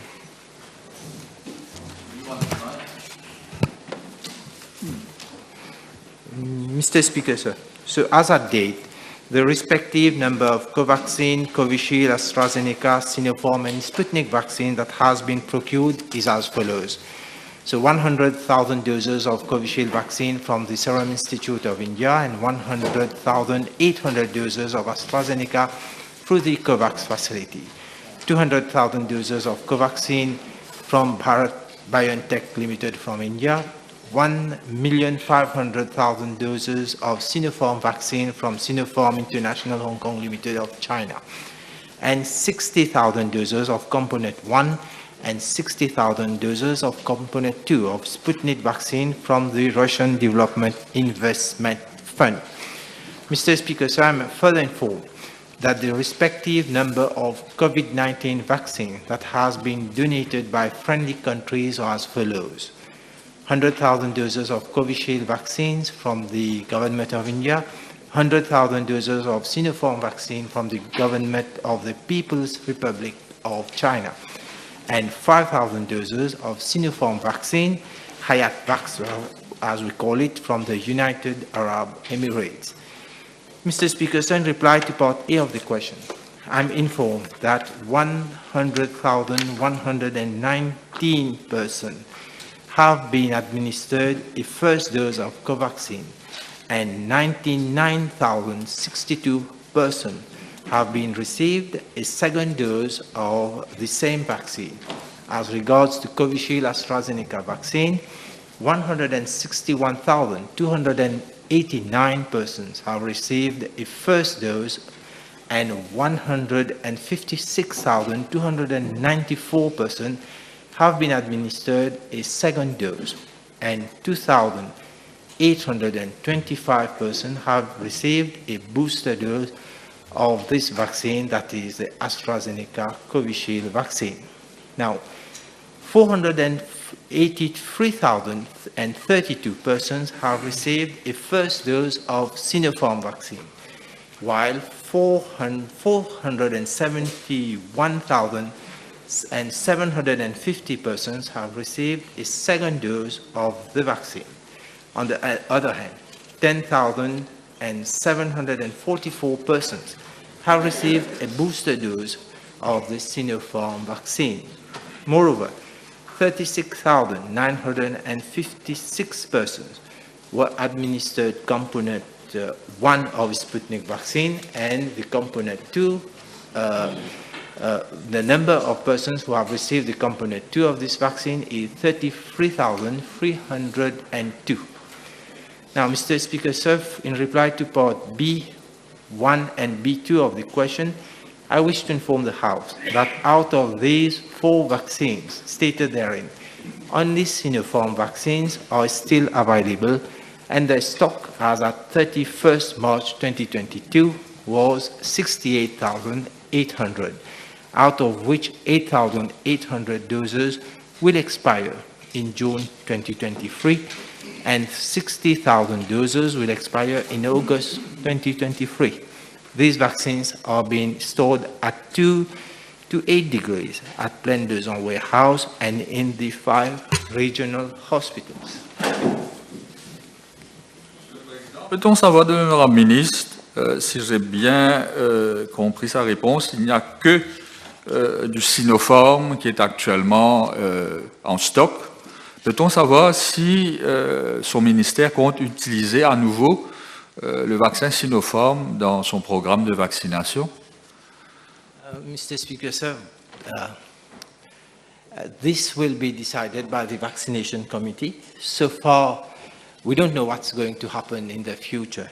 So obviously, if ever there is a need to use this vaccine, but for the time being, for the booster dose, we are administering the Pfizer and the Moderna vaccines. Il était question. Merci, Monsieur le Président. Suite à la suspension en approvisionnement du vaccin Covaxin par l'OMS, il y a quelques jours de cela, à cause des lacunes trouvées dans les pratiques de fabrication, et malgré que pour l'instant, ils n'ont pas trouvé de problème par rapport à l'efficacité et la sûreté de ce vaccin. Mais dans l'intérêt de la santé des 100 000 personnes ayant reçu ce vaccin, le ministre a-t-il l'intention d'être prévoyant et de demander à ce segment de la population de communiquer leur état de santé et de faciliter, permettre qu'ils fassent un bilan de santé? Mr. Speaker, sir, these vaccines were administered more than a year now, and so far we haven't been. There is no complaint on this vaccination. Should the WHO issue guidelines on what have to be done for those who have received these vaccines, obviously the ministry will abide to those guidelines. But so far, there is nothing in this respect to how to, again, we should contact those persons who have received these vaccines, and it's already in 1 year. The Pharmacovigilance Committee set up under my ministry is been watching what's happening. It's been doing all the, the observations on any of these vaccines. Should we have any complaint, we would have definitely reported to the public. The Minister has informed the House that the total dose of AstraZeneca, both procured and donated, stand at around 300,800.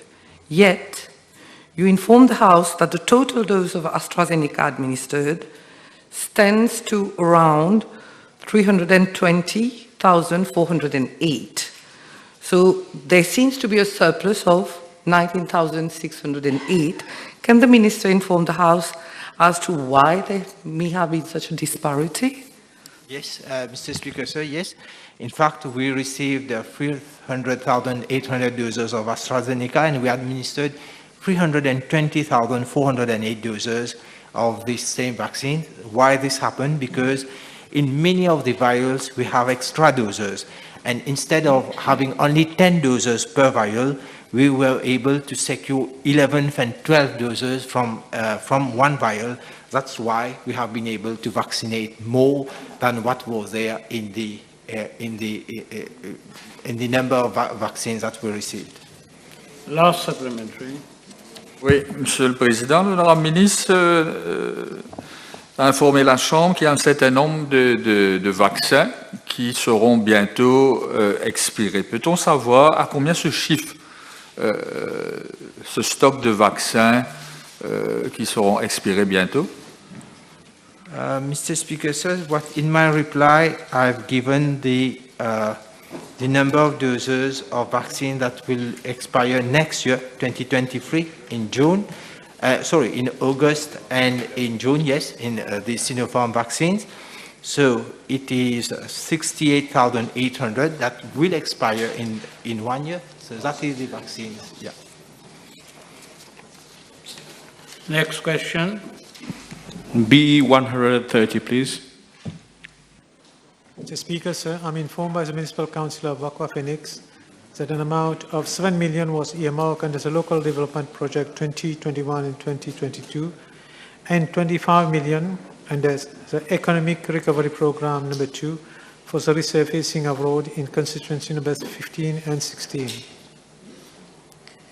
With regard to part A of the question, the Municipal Council of Wakwa Phoenix has, following a procurement exercise, awarded the contract to Transinvest Construction Limited for the project resurfacing of road. Regarding to part B of the question, as a date work for a total amount of 14 million have been undertaken. I'm tabling a list of the roads which have already been resurfaced in constituency number 15 by the Municipal Council of Wakwa Phoenix, including those which are scheduled to be resurfaced in due course. Yes. May I know from the Honourable Vice Prime Minister, what are the criteria that are used to select the priority being given to the roads and the lanes that should be asphalted in the coming weeks or that has already been asphalted? Actually, this is going to be decided by the Council. I mean, this is decided by Council, not by me, but I can assure you how, as a Honourable gentleman, there has been a long list of roads that have been earmarked for resurfacing. The Honourable Vice Prime Minister, with regard to the long list that he has received from the Council, will all those lanes and roads be resurfaced or asphalted in this financial year? That's what we are planning to do. That's what we are planning to do. Okay. Next question. 131. Monsieur le Président, en ce qui concerne la partie A de la question, je dépose les informations demandées sur les taux de vente, indicatifs moyens du dollar américain, de la livre sterling et de l'euro pour chacune des années 2014 à 2021, ainsi que pour la période allant du 1er janvier 2022 au 31 mars 2022, tel que fourni par la Banque de Maurice. C'est une moyenne des taux de change que je suis en train de donner. En ce qui concerne la partie B de la question,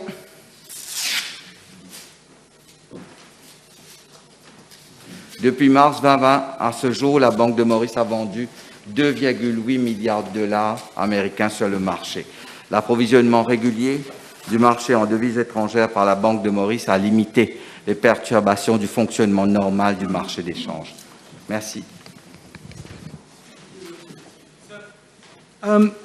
Regarding question B, why is the Honourable Minister giving the figures only for this year? The figures I requested was for each of the year 2014 to 2021, the amount, so that we can see a trend. How much money does the Bank of Mauritius intervene in the market to support the rupee?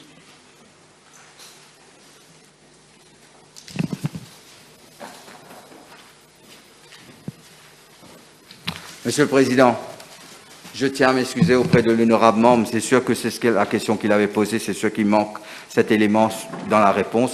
Je vais faire le nécessaire pour déposer cette réponse à la Chambre. Doesn't the Honourable Minister is aware, based on the figures he's provided himself, that the exchange rate of rupee to dollar has depreciated by 40% since 2014 to today? Doesn't he agree that one of the reasons for this depreciation is the fact that government has depleted the Bank of Mauritius of 158 billion rupees, 78 billion as grant and 80 billion to MIC. And today, the Bank of Mauritius doesn't have sufficient money to intervene in the market to support the Mauritian rupee. Monsieur le Président, de tout temps, le Maurice est considéré comme un régime flottant, floating regime, au lieu d'être un régime fixe par le FMI. Cela nous aide concernant notre centre international financier. Pour répondre à la question de l'honorable membre, de tout temps, le FMI nous dit que notre roupie est surévaluée. C'est pour cela que vous aviez dans le passé des interventions régulières de la Banque de Maurice pour essayer d'équilibrer la valeur de la roupie. Ainsi, vous avez une dépréciation continue de la roupie du fait qu'il y a des entrées en devises concernant le marché financier. Pour revenir sur la question concernant est-ce qu'on a deplete ou pas, c'est pour cela qu'il y a eu une dépréciation de 40%, je tiens à rappeler à l'honorable membre, j'ai dit ça ce matin, qu'entre la période 2020 et 2022, nous avions un manque à gagner d'environ, au minimum, d'environ 3 milliards de dollars. Cela a impacté sur le marché des devises et sur la valeur de notre roupie. Le fait de la forte demande en devises étrangères et aussi du fait d'une offre restreinte, c'est sûr que cela a provoqué une dépréciation de notre roupie. Et d'un autre côté, la Banque de Maurice, pour respecter le fait qu'on ait un régime, qu'on soit en régime flottant, nous ne pouvions pas intervenir massivement pour maintenir la valeur de la roupie. Et il fallait aussi avoir une proactivité, aussi regarder sur le futur. Si jamais nous avions toujours, et que cette pandémie restait avec nous pendant des années, nous devions faire en sorte d'avoir suffisamment de réserves pour maintenir une valeur équilibrée de la roupie. Merci, Monsieur le Président. The Honourable Minister of Finance knows that as a result of the depreciation of the rupee, all our imports are going up, including price of petroleum products, price of pharmacy products. So would the Honourable Minister of Finance consider discussing with the central bank in order to support the rupee and also to cure, there's a problem, I get to understand that there is a shortage of currency today on the market. Monsieur le Président, c'est sûr. Nous sommes passés, comme je l'ai dit ce matin, d'1,4 million de touristes à 176 000 touristes pour l'année 2021. C'est sûr qu'avec l'objectif fixé par le DPM de 1 million de touristes pour l'année 2022, cela va rapporter plus de devises étrangères au pays et à ce moment précis, à ce moment-là, c'est sûr que la Banque de Maurice aura plus de marge de manœuvre pour faire en sorte de retrouver une valeur plus élevée pour notre roupie. Et il va travailler dans ce sens et je vais faire le nécessaire pour parler avec le gouverneur. Mais de toute façon, la Banque de Maurice a de tout temps travaillé pour maintenir une roupie équilibrée. Merci. Next question.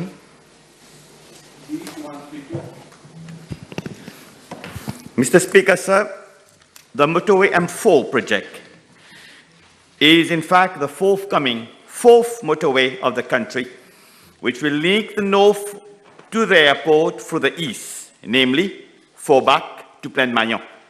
I'm informed by the Road Development Authority that the M4 will consist of a dual carriage of approximately 50 kilometers, starting from Forbach on the motorway M2, passing through villages such as Poutreau-Hamlet, Plaine des Roches, L'Aventure, Pont-Blanc, Bonne-Mère, Queen Victoria, Clémencia, Bel-Air, Olivia, and Ferney to end up on the motorway M1 at Plaine-Magnan. Mr. Speaker, sir, the estimated cost of the project is 10 billion rupees and comprises three different segments as follows. From Bel Air, B27 to Pont Blanc A2, from Pont Blanc A2 to Forbach M2, and thirdly, from SSR Airport to Bel Air on B27. Mr. Speaker, sir, financial provision is available for the implementation of the first two segments of the project, namely from Bel Air to Forbach over a length of 30 kilometers. I'm informed by the RDA that in view of the extent and the specialized nature of the works, the services of a consultant, namely Lex Consult Mauritius Limited, in association with LEA Associates South Asia Private Limited and PD Naidu and Associate have been enlisted to review the design of the project, prepare the bidding document, and supervise the construction works. With respect to the construction works, I'm informed by the RDA that the procurement for the construction of the dual carriageway from Bel Air to Forbach will be carried out in an open international advertised bidding exercise during this financial year. The works are expected to start around November 2022 and will last for a period of 24 months. As regards the segment SSR Airport to Bel Air, the RDA is initiating action with respect to the appropriate alignment in consultation with all relevant stakeholders. Thank you. Mr. Speaker, sir, the Honourable Minister in his reply mentioned that consultants have been approved to review the design. May we know from the Honourable Minister why there has been the need to review the design? Mr. Speaker, sir, the project in respect to phase 1, that is from Bel Air B27 to Pont Blanc A2, was initiated in financial year 2020-2021 as a single carriageway. And upon availability of funds, the bidding documents were launched on 5th January 2021.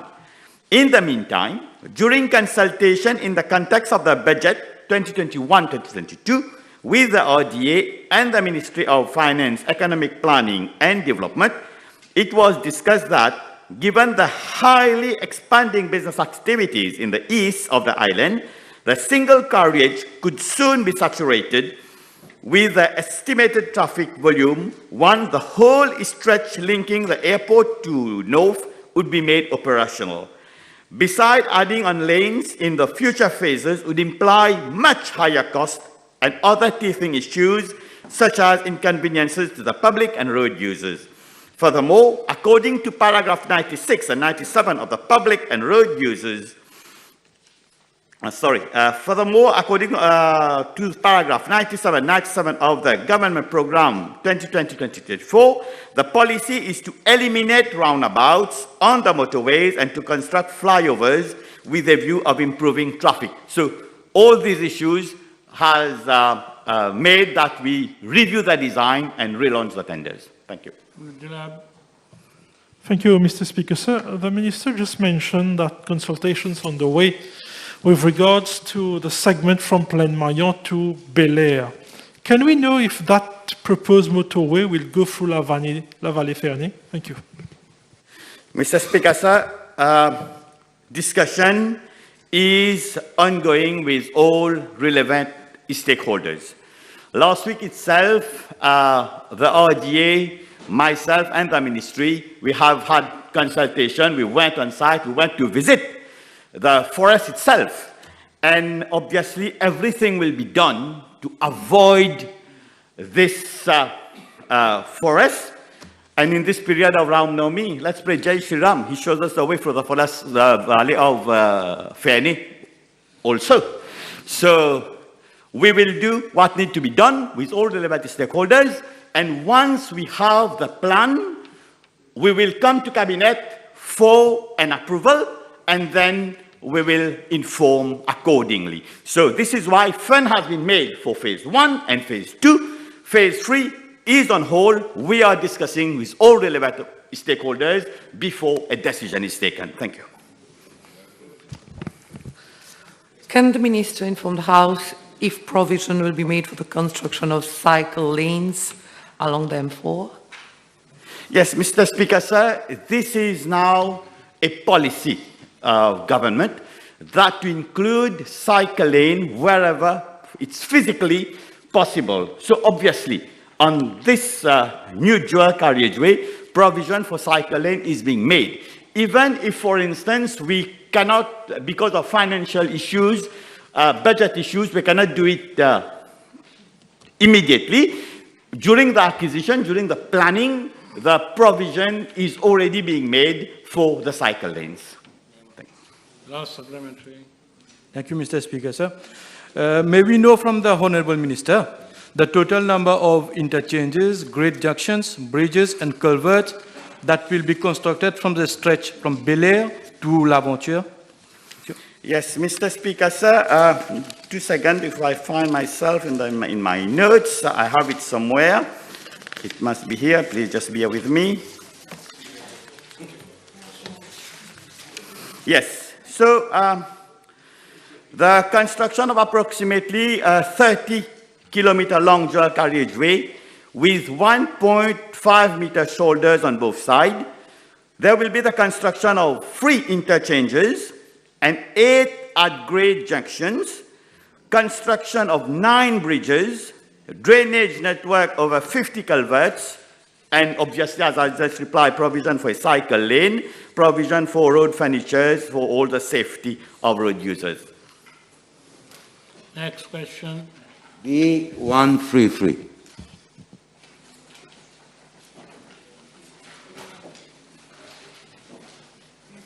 Mr. Speaker, sir,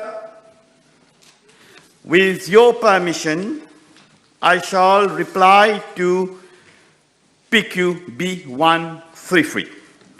Mr. Speaker, sir, the introduction of the 16-seater microbuses by the National Transport Corporation on its route network form part of its strategy to mitigate rising operating costs. The microbuses are used primarily for short services during off-peak hours on routes where ridership is low and where the operation of high-seat capacity buses is not cost-effective. Regarding Part A of the question, I wish to inform the House that as at 31st March 2022, the NTC has acquired a total of 19 16-seater microbuses.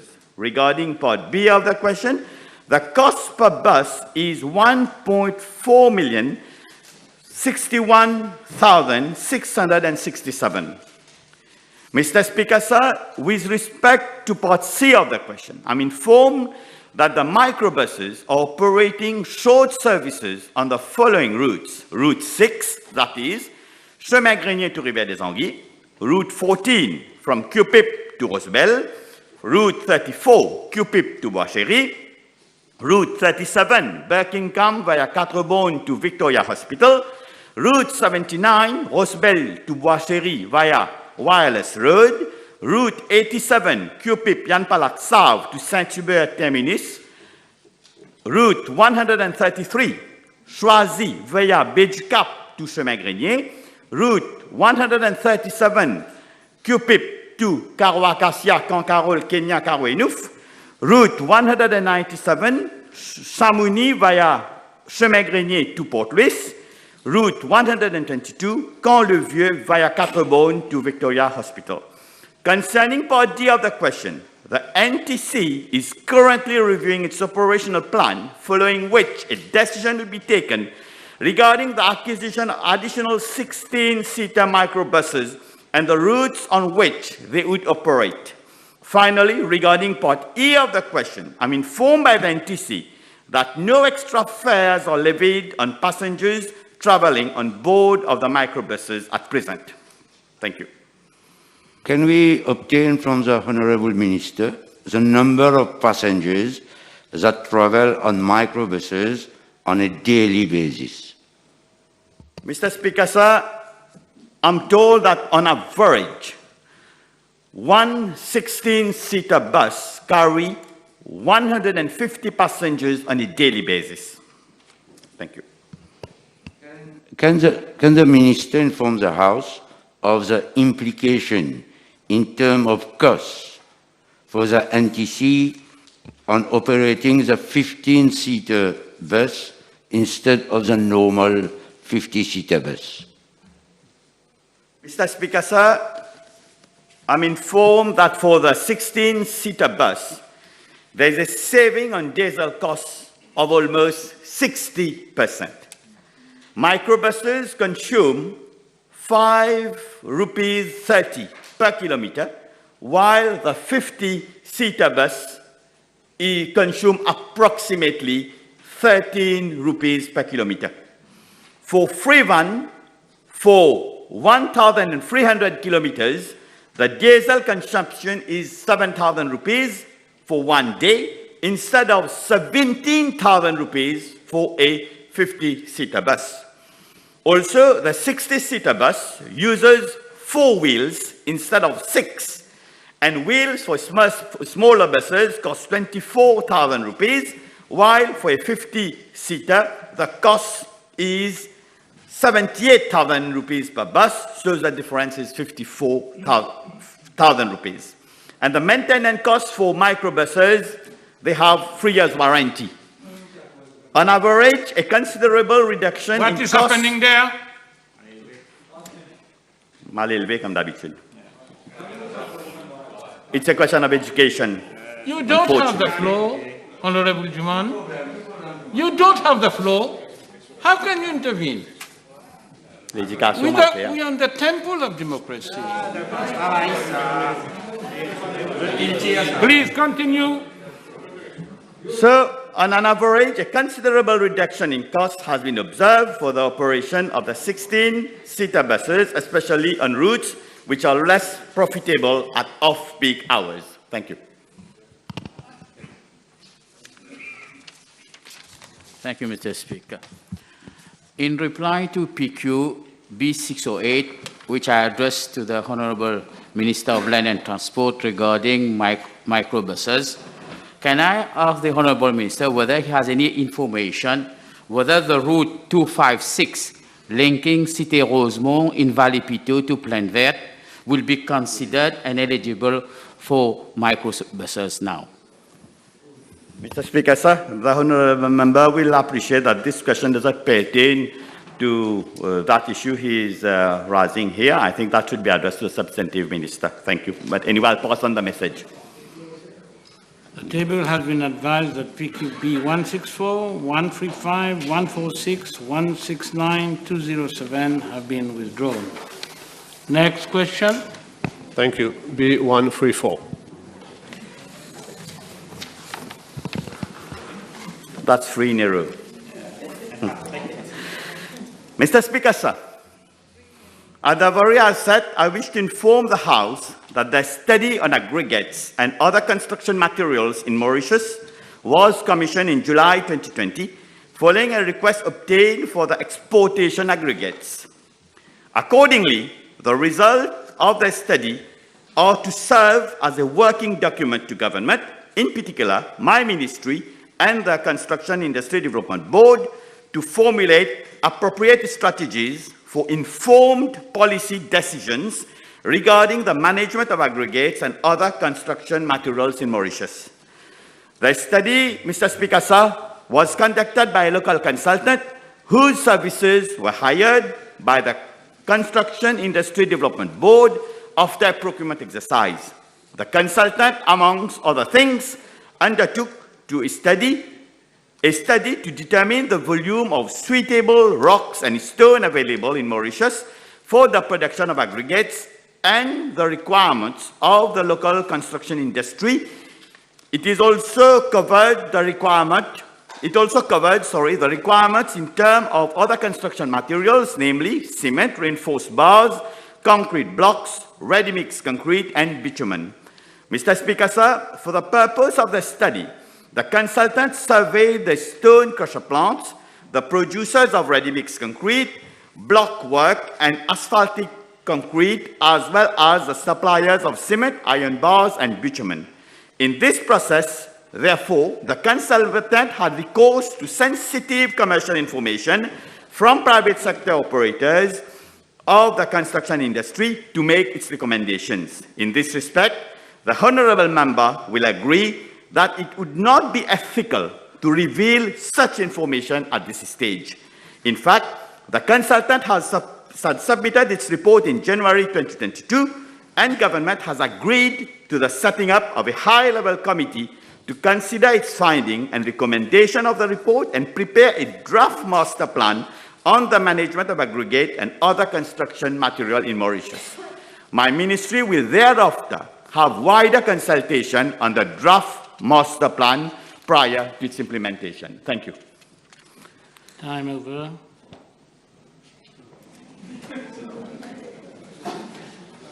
Mr. Speaker, I move that all the business on today's order paper be exempted from the provisions of paragraph 2 of Standing Order 10. The question is that all the business on today's order paper be exempted from the provisions of paragraph 2 of Standing Order 10. Those in favour say aye, those against say no. Aye. The ayes have it. Statement by Minister. Mr. Speaker, sir, with your permission, I wish on a good note to make a statement apprising the House on the latest developments regarding the delisting of Mauritius from the European Union's list of high-risk third countries. Mr. Speaker, sir, I beg for the indulgence of the House in view of the fact that the statement is unusually lengthy.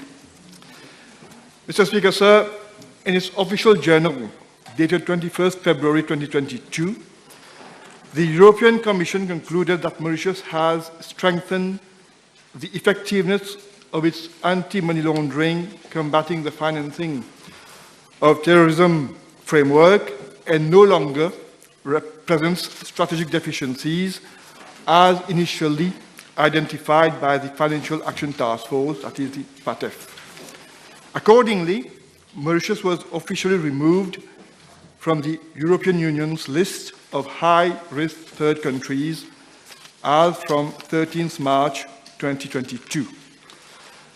This is indeed another important achievement following the delisting of Mauritius from the FATF list of jurisdictions under increased monitoring in October 2021 and from the United Kingdom's list of high-risk third countries in November 2021.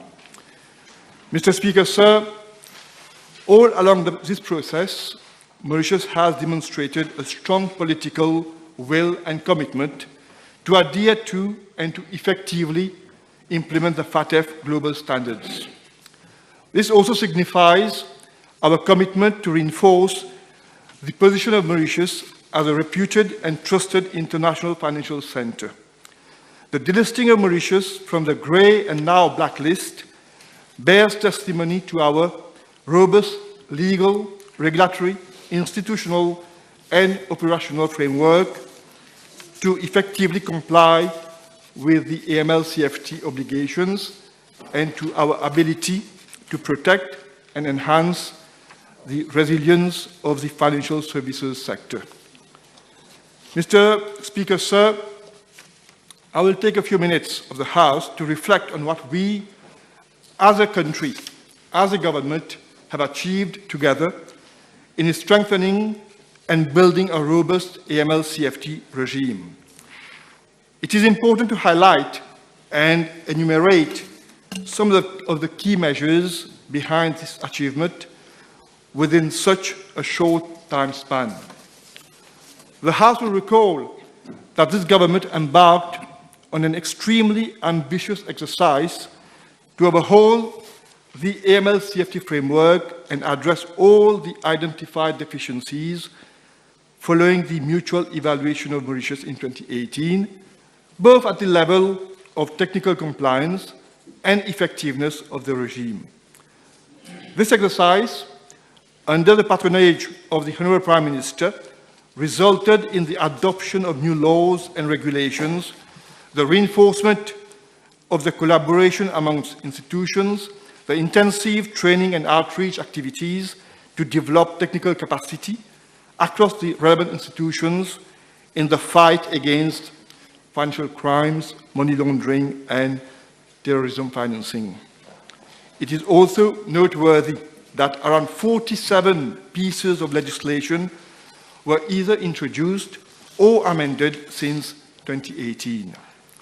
On the basis of these reforms, Mauritius is now compliant, or largely compliant, with 39 out of the 40 FATF recommendations.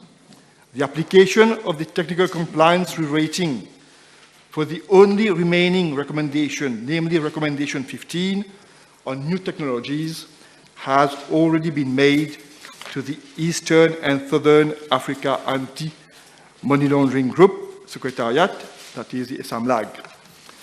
Mr. Speaker, sir, this is a significant achievement, as at the time of the adoption of the Mutual Evaluation Report in 2018, Mauritius was rated compliant or largely compliant with only 14 of the 40 FATF recommendations.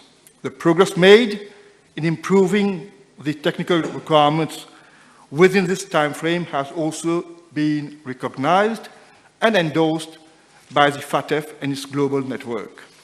This has not been an easy task and is evidence of the firm commitment of the government and the hard work of our officers in ensuring compliance with international standards at all times.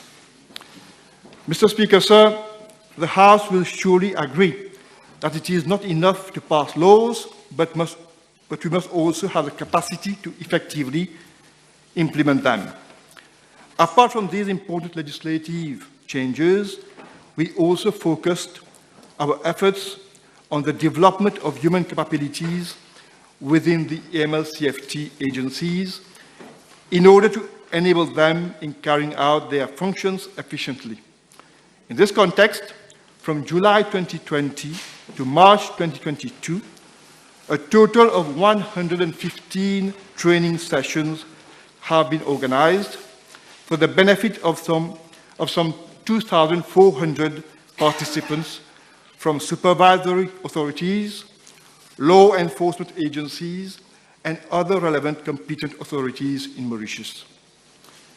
With regard to the strategic deficiencies identified by the FATF, in relation to the effectiveness of our system, government adopted numerous measures and put in place strong and sustainable mechanisms to address those deficiencies.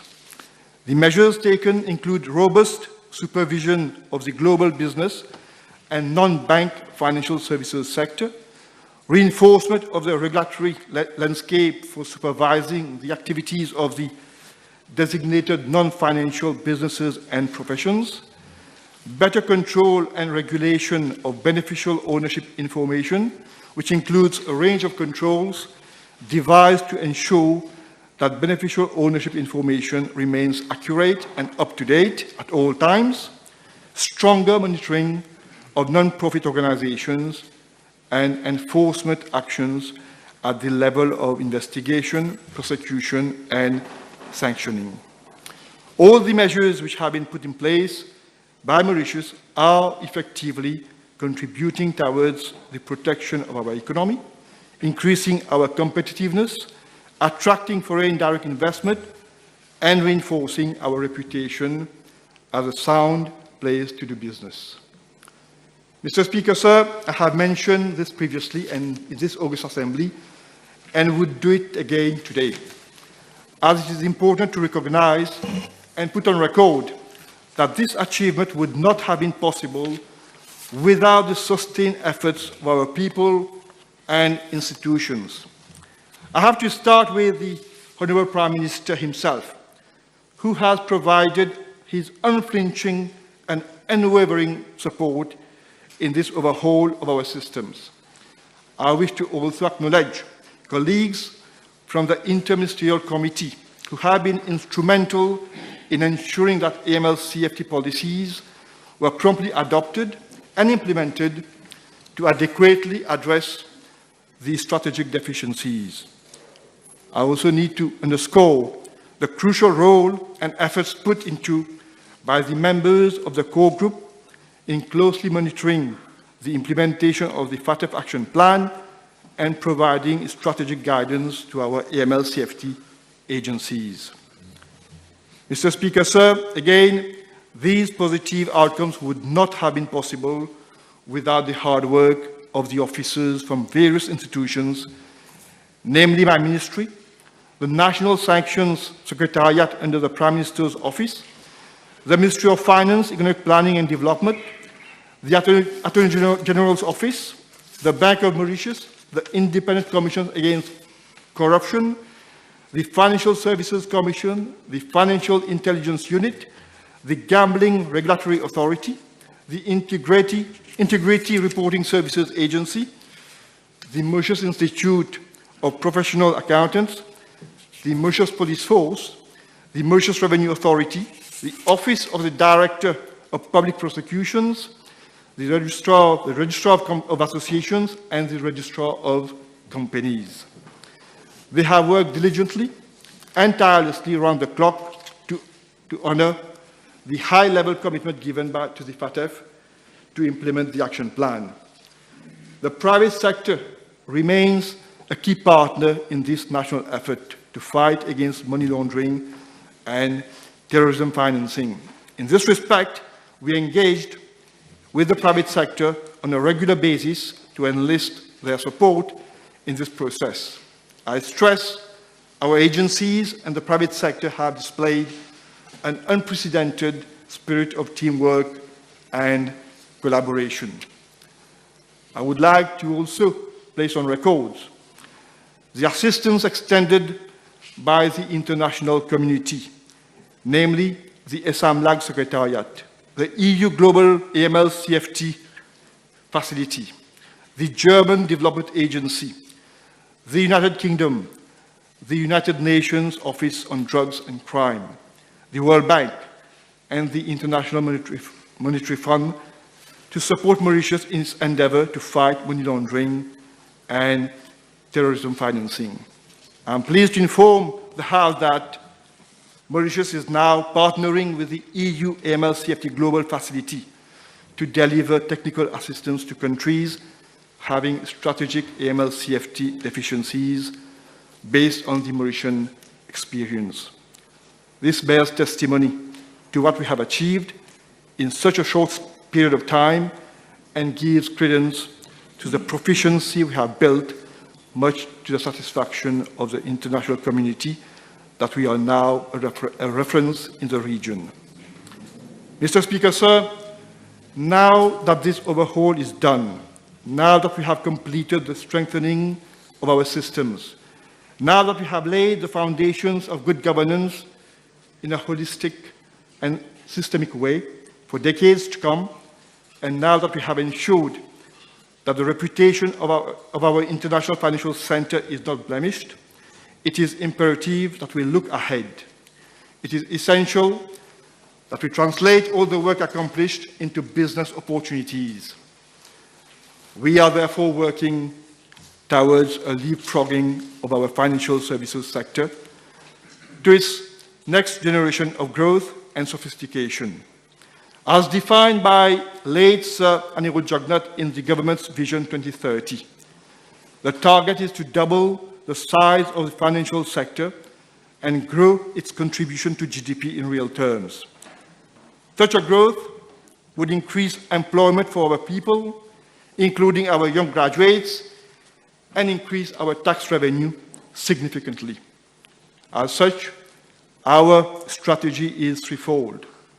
Reposition our global business sector internationally with a particular focus on the image and branding, increase the depth and breadth of services we offer as a jurisdiction, and ensure that the products we have are avant-gardist and investor-friendly.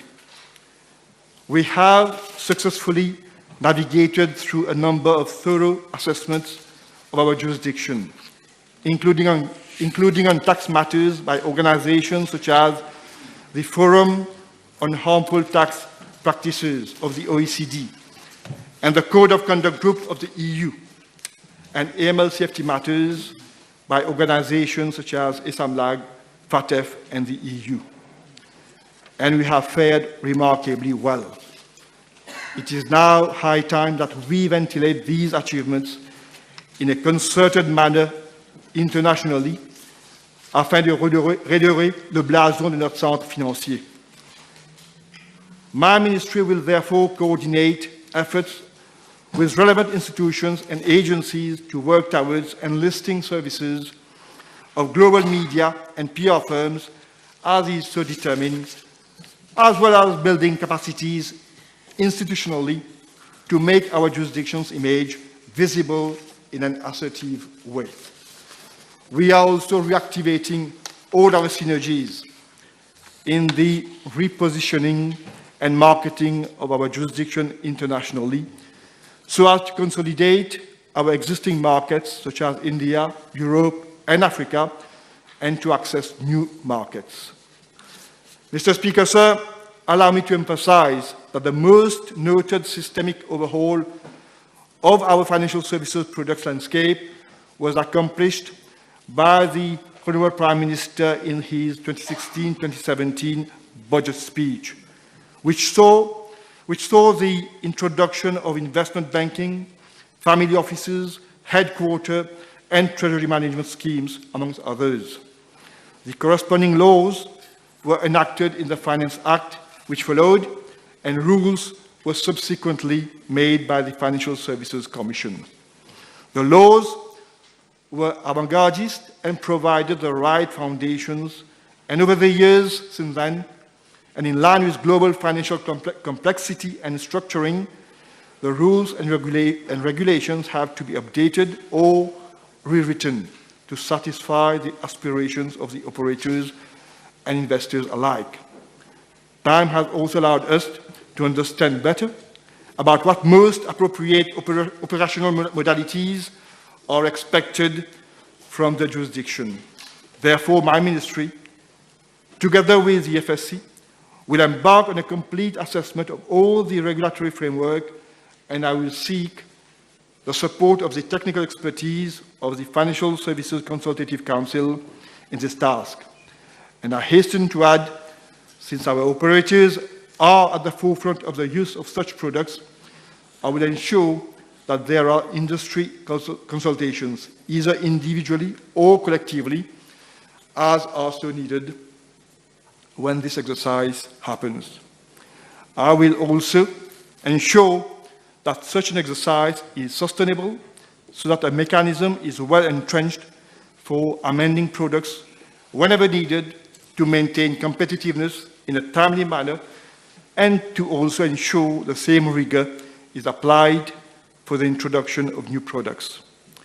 Mr. Speaker, sir, I must further add that these delistings ahead of the set time frame, despite the challenges posed by the COVID-19 pandemic, indeed demonstrate the resilience of our financial system, the efforts of our officers, and the perseverance of the whole nation to get our country's name cleared. Government is maintaining this momentum by gearing its effort towards sustaining the reforms and ensuring the effectiveness of the measures undertaken. In this regard, the commitment of Mauritius to pursue the implementation of its reform is clear and robust. I wish to also point out that as part of our preparedness plan, we are already working on updating our national risk assessment and devising a new national Mlcft action plan for the coming 3 years. In addition, Mauritius will continue to conduct intensive training and outreach activities to develop technical capacity across the relevant institutions in our fight against money laundering, terrorism, and proliferation financing. I wish to assure the House that at the level of the Interministerial Committee, which is chaired by the Honourable Prime Minister himself, the core group, under the chairmanship of the Financial Secretary, and the National Mlcft Committee chaired by the Permanent Secretary of my ministry, we are sparing no efforts in investing in our people and infrastructure, as well as in the development of innovative skills, methods, and processes to achieve this goal. Thank you, Mr. Speaker, sir.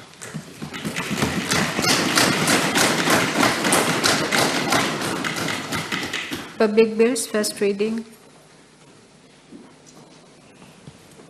Mr. Speaker, sir, I move that the Variable Capital Companies Bill number 3 of 2022 be read first time. Seconded.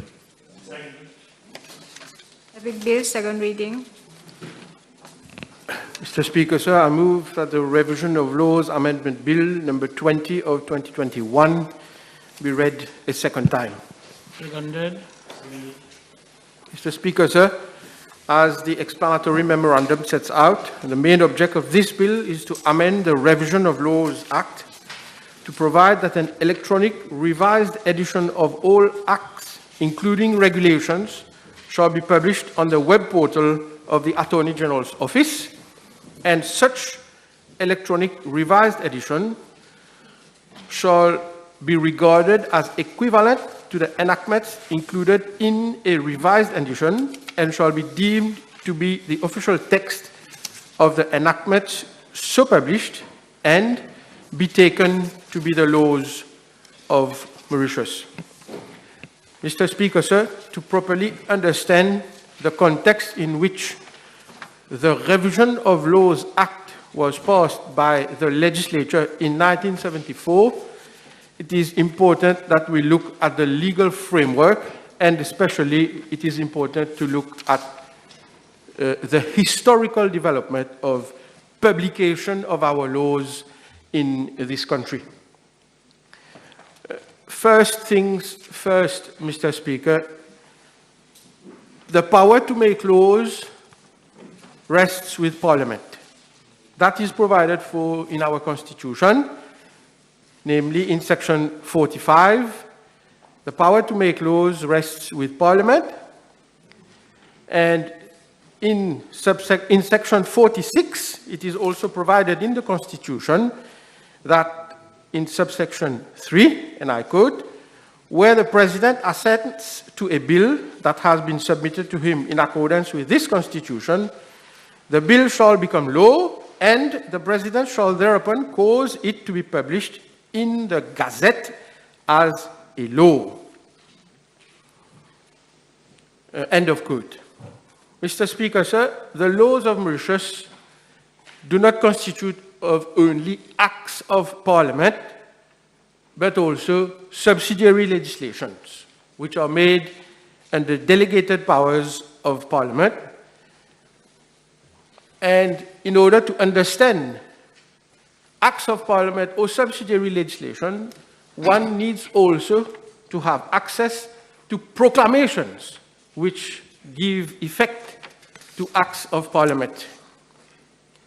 So therefore, a person wishing to have access to the body of laws of Mauritius needs to search in the Gazette for the main act, in the subsidiary legislations, to find out where is the proclamation, to know whether a particular act has come into force or not. So this begs the question of access to legislation, et a fortiori, access to justice. If we look at the history of this country, in the colonial days, where the laws of Mauritius were scattered, the first time that the laws of Mauritius were consolidated was in the year 1866. That was when the first edition of the laws of Mauritius was edited. And that edition contained the statutes passed up to the year 1866. And that first revision exercise was carried out in 1897. Following that, we all know of the revised edition of the laws of Mauritius, which was published in 1920. Subsequently, there was the famous publication in 1945 by Sir Charlton Lane, the then Chief Justice. That 1945 edition, Mr. Speaker, sir, was printed and bound in England in 1946. Practitioners know of the existence of this edition of which is commonly known as Lane, and it is still available in certain libraries, including the Supreme Court Library. The difficulty with the publication, which was in England in 1946, only became effective in Mauritius in 1952. There was already then a difference from 1945 to 1952. As time went by, other legislations were passed, amending or repealing previous ones, thus leading to the confusion as to what was the state of the law at a particular point in time. That led the legislature, with time, to enact the Revision of Laws Act in 1974. The Revision of Laws Act 1974, which was introduced in the House by then Attorney General Honourable Bussier,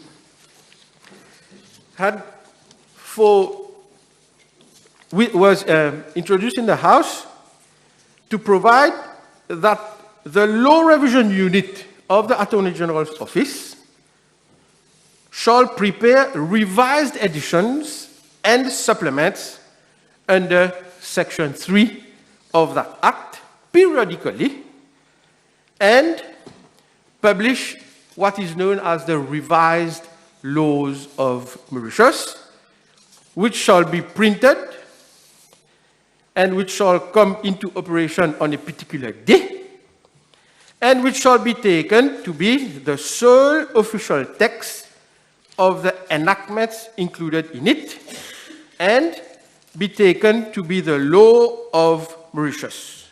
This is provided for in Section 4, subsection 5 of the Revision of Laws Act 1974.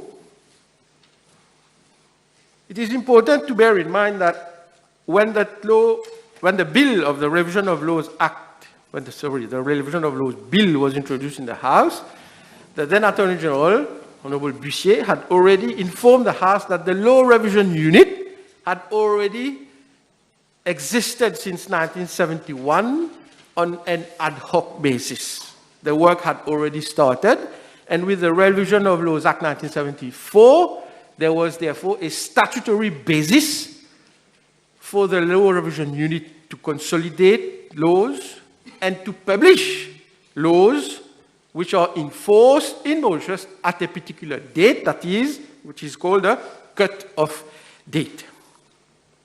From 1974, historically, therefore, if we look at the publication of the revised laws of Mauritius, we have, after the Revision of Laws Act 1974, the first publication, that is in 1981. At the time of publication, Honourable Paul Chong Long was the Attorney General, and the laws of Mauritius were published in a series of volumes, and we commonly see it in libraries, including in the National Assembly's library with color blue. That 1981 Revised Laws of Mauritius, edition 1981, was published with the assistance and collaboration in those days of the Commonwealth Fund for Technical Cooperation and the New Zealand government, together with their financial assistance. In those days, the Commonwealth Fund for Technical Cooperation made available the services of Mr. Angelo, of the Victoria University of Wellington, New Zealand, for that exercise. The printing then was done by a company called Precigraph Limited. After the 1981 edition, we had other editions in 1996, I believe, but they were, I hasten to add, they were unofficial editions. The official edition of the Laws of Mauritius is published under the Revision of Laws Act. The 1981 is an official edition. The next one after the 1981 came only in the 2000 edition of the Revised Laws of Mauritius, in the days of the then Attorney General, Honourable Emmanuel Leung Shing. And again, the services of Professor Angelo were retained, and the publication was done by Best Graphics Law Publishers Limited. In fact, pour la petite histoire, Best Graphics had published the unofficial editions in 1996, and there was a previous one also in 1990, but I again say the official publication is through the Law Revision Unit of the Attorney General's Office under the Revision of Laws Act. After the 2000 official edition of the Revised Laws of Mauritius came the other edition in 2008. When the services of publishers LexisNexis Butterworth Limited, a publisher based in South Africa, were retained for the printing in loose leaf format in 2008, and that was in the days of Honourable Valaiden, who was then the Attorney General. Since then, the edition of the 2008, no official publication of revised laws have been published. The loose format of publication in 2008 was obviously done for purposes of updating. Now, Mr. Speaker, sir, my office and this government, we have decided that we need to take a step ahead.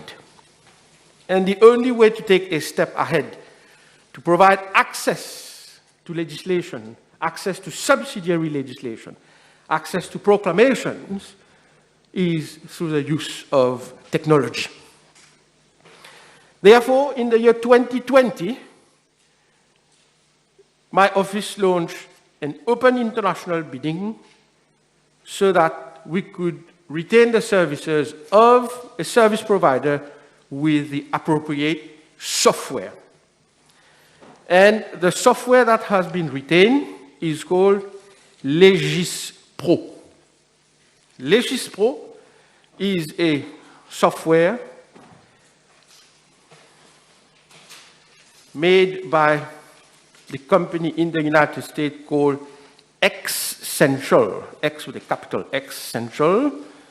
And this software has been used for a number of years by the Office of the Law Revision Council of the US House of Representatives in the United States. Xcential, together with their local representative, were retained for the electronic revised edition of the Laws of Mauritius. And this is the background behind the bill today. The idea is, the intention is to publish the electronic revised edition of the Laws of Mauritius on the web page, and the publication of that electronic version will have the same equivalent value in law as a printed hard copy of the revised Laws of Mauritius. Let me now, therefore, come to the features of the forthcoming electronic revised edition. What will it contain? Once published on the web portal, the electronic revised edition will consist of the updated acts of Parliament, updated subsidiary legislations, the proclamations, as well as the reprints. What will be the features of the electronic revised edition? A QR code, Mr. Speaker, will be provided on every page of every legislation, and a digital signature will be provided. The legislation published will be updated, consolidated, and revised. They will not be overwritten when there is an amendment. Any amendment brought to a legislation will be uploaded as a new version. This will therefore enable the user to view every previous version of a specific legislation and compare with the amended version. Hyperlinks will be provided to enable user to view the provision of a legislation that amends a particular legislation. And hyperlink will link the user from a parent act to a subsidiary legislation made. And it will be possible to compare different legislation. Insofar as printing is concerned, a user will be able to print the whole or an extract of a legislation in case of need. The user will be able to also download the legislation. It will be possible to search, whether simple search with the title of the legislation or advanced search by applying different filters, such as the year, the date of coming into operation, or search with the use of keywords. And legislations can be viewed on multiple devices, such as mobile phones, tablets, laptops, iPads, etc. And access to legislation will not only be available to local users, but also to users in any part of the world. This is a major breakthrough, Mr. Speaker, sir, and with a view to providing that this publication of the electronic revised edition shall have the same force of law as a print hard copy, we are bringing the Revision of Laws Amendment Bill to take that one fundamental step ahead to provide access to comprehensive revised edition of the laws of Mauritius, including subsidiary laws of Mauritius. In short, Mr. Speaker, sir, and to conclude, once the electronic revised edition will be on the website, it will provide access to lawyers, to public officers, to administrators, and to the citizen to, firstly, updated legislation, secondly, at the click of a button, and thirdly, free of charge. I now commend the bill to the House.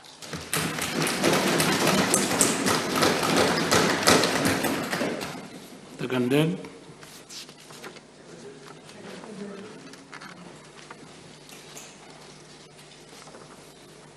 Mr. Speaker, sir, we are debating a very important amendment.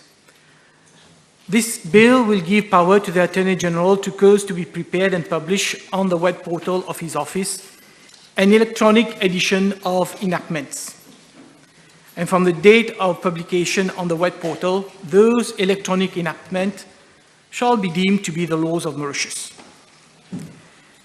This is a very important amendment because it will enable the population to have better access to the law of the land.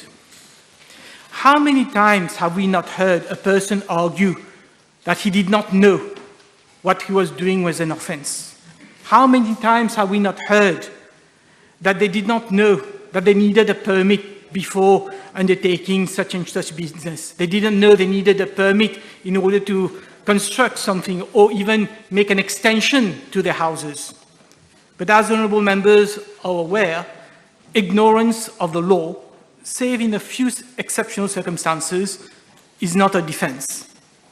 And even if you honestly and genuinely did not know that you were breaking the law, you're still liable on the law. So it is very important then for every citizen to know the law. But how do we know what is the law of Mauritius? As the Honourable Attorney General stated, the process of enactment, how the law is passed, then approved, and then gazetted, and then proclaimed. But today, if anyone wants to have access to the laws of Mauritius, he needs to buy a set of revised laws of Mauritius. And this revised set of Mauritius is published in 13 volumes and costs 139,325 rupees. And on top of that, you will need to buy a collection of subsidiary legislation where you have all the regulations. It comes in 7 volumes and it costs 80,000 rupees. And all law practitioners know, as soon as these enactments are published, they're already out of date. Because in the meantime, Parliament has passed new legislation, ministers have made new regulations, and then you have to buy updates. And an update will cost you around 10,000 rupees to every year. So it's very costly for practitioners to today have laws of Mauritius. And we're talking about practitioners. So if for practitioners it's so expensive, now imagine for a layperson, you know, how expensive it is to know the laws of Mauritius. And we are grateful that with this legislation, the law will be accessible on the internet at a click.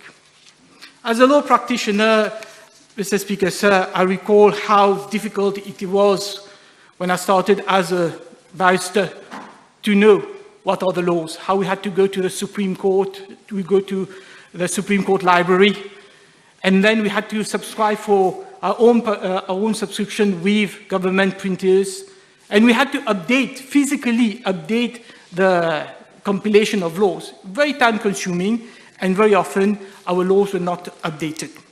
So today, we will be able, thanks to this law, to have access to the internet and to the laws and to their update. And this is why, on this side of the House, we are in favor of this enactment.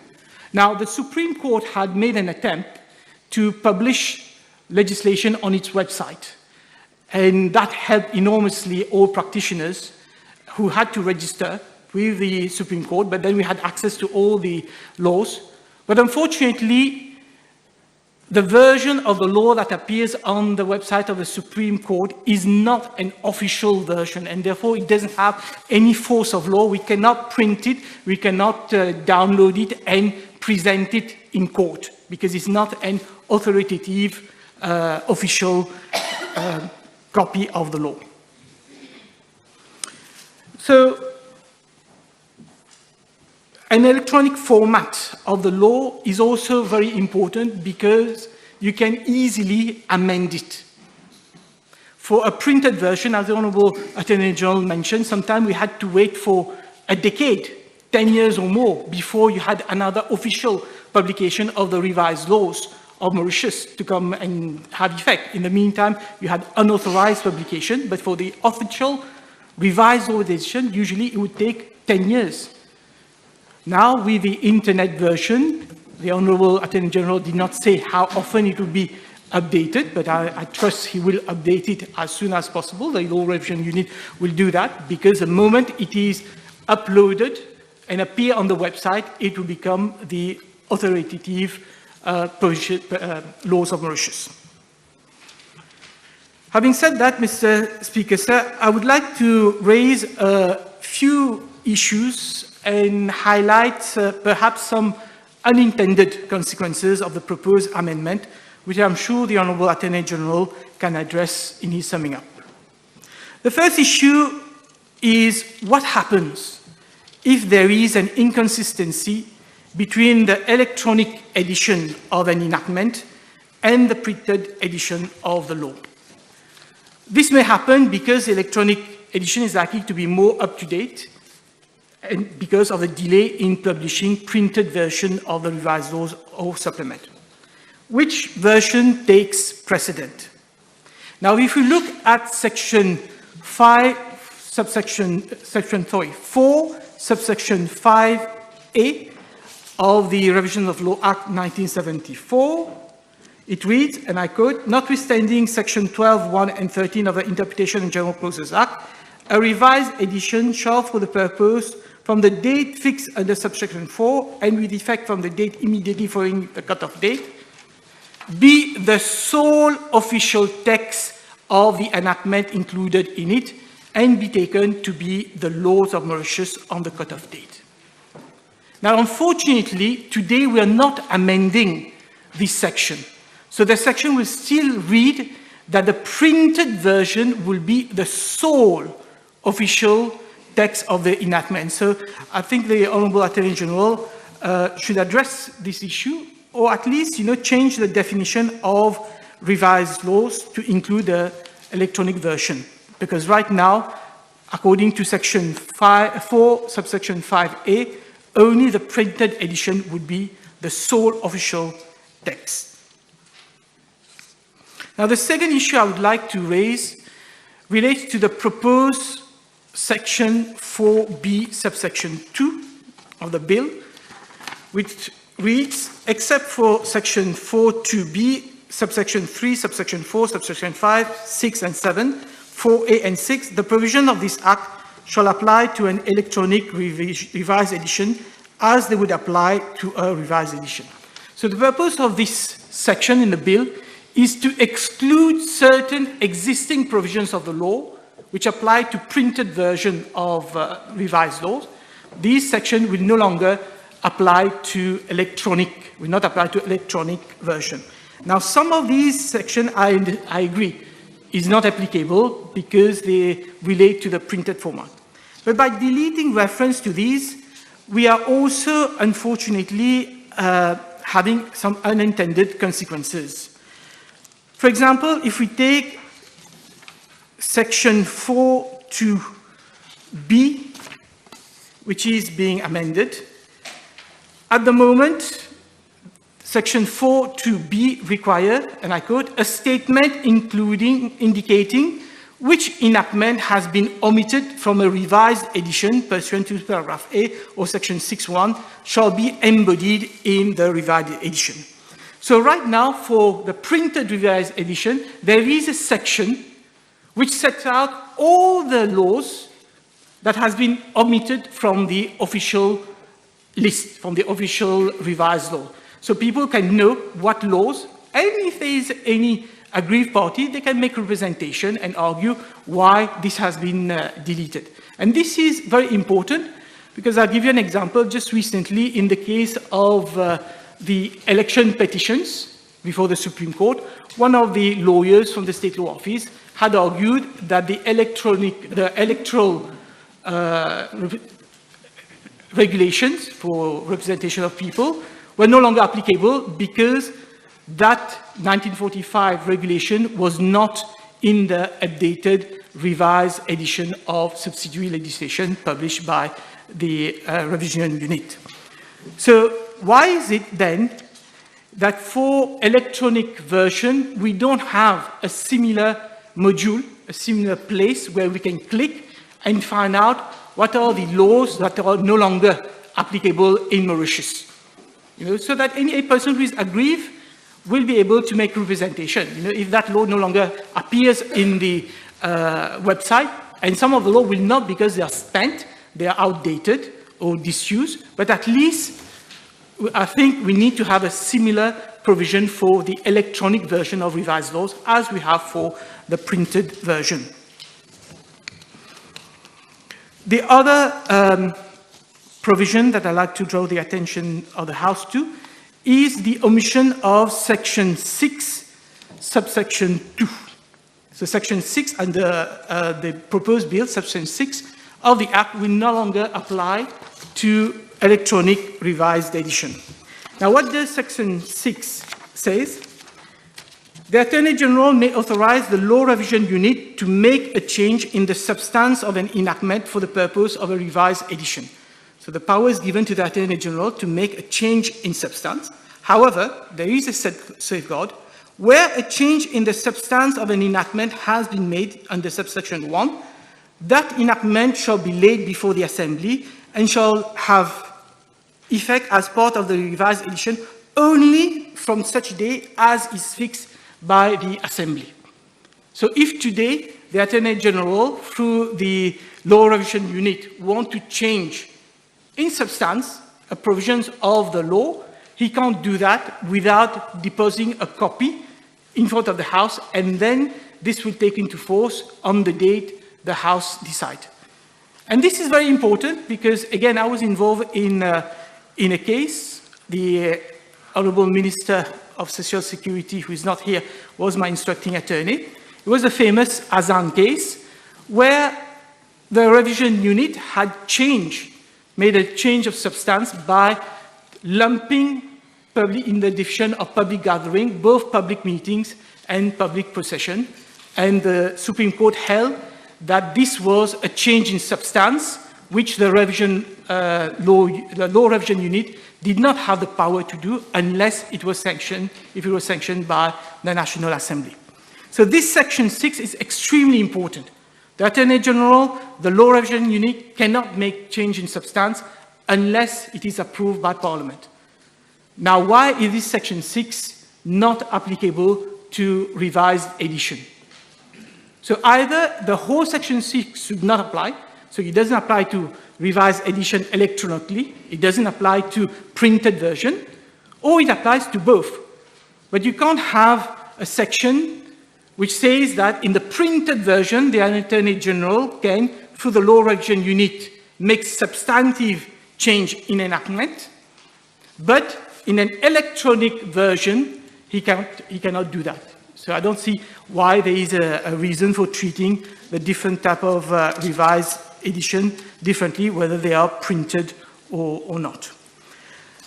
The last point I would like to make, Mr. Speaker, sir, is in relation to cost. In paragraph 3 of the explanatory memorandum, it is stated, and I read, this electronic revised edition will be free of charge, and any user will, over and above of viewing the laws of Mauritius on the web portal, be able to print a copy thereof. And the Honourable Attorney General also mentioned in his intervention that members of the public, not just practitioners, members of the public also will have access to the web portal and will be able to download and print enactments. But where is it in the law? Where is it in the bill? You know, it is in the explanatory memorandum, fair enough, but shouldn't there have been a substantive provision in the revised laws of Mauritius? Because as I said, you know, at the moment, it costs more than 139,000 rupees to get one of these printed copies and 80,000 to get subsidiary legislation. We are all in favor. We're all in favor of getting free access to the laws of Mauritius, including the subsidiary legislation. But I think, in my humble opinion, there ought to have been a section, you know, giving the power, at least to the Attorney General, by regulation, to decide, you know, if there are any fees chargeable or whether it is going to be free or not. But unfortunately, at the moment, there is nothing in the proposed legislation which would make access to the electronic revised edition free. Thank you, Mr. Speaker.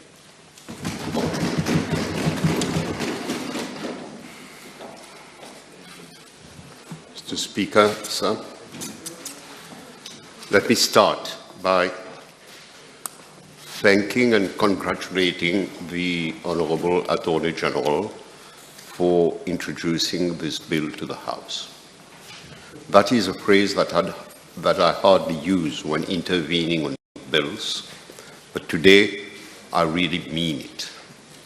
Let me also say my words of appreciation to the speech of Honourable Utim, the intervener before me, who certainly is going to contribute to the debates and the thinking. I shall be taking some of the points as I go along on this, and I'm sure the Attorney General will be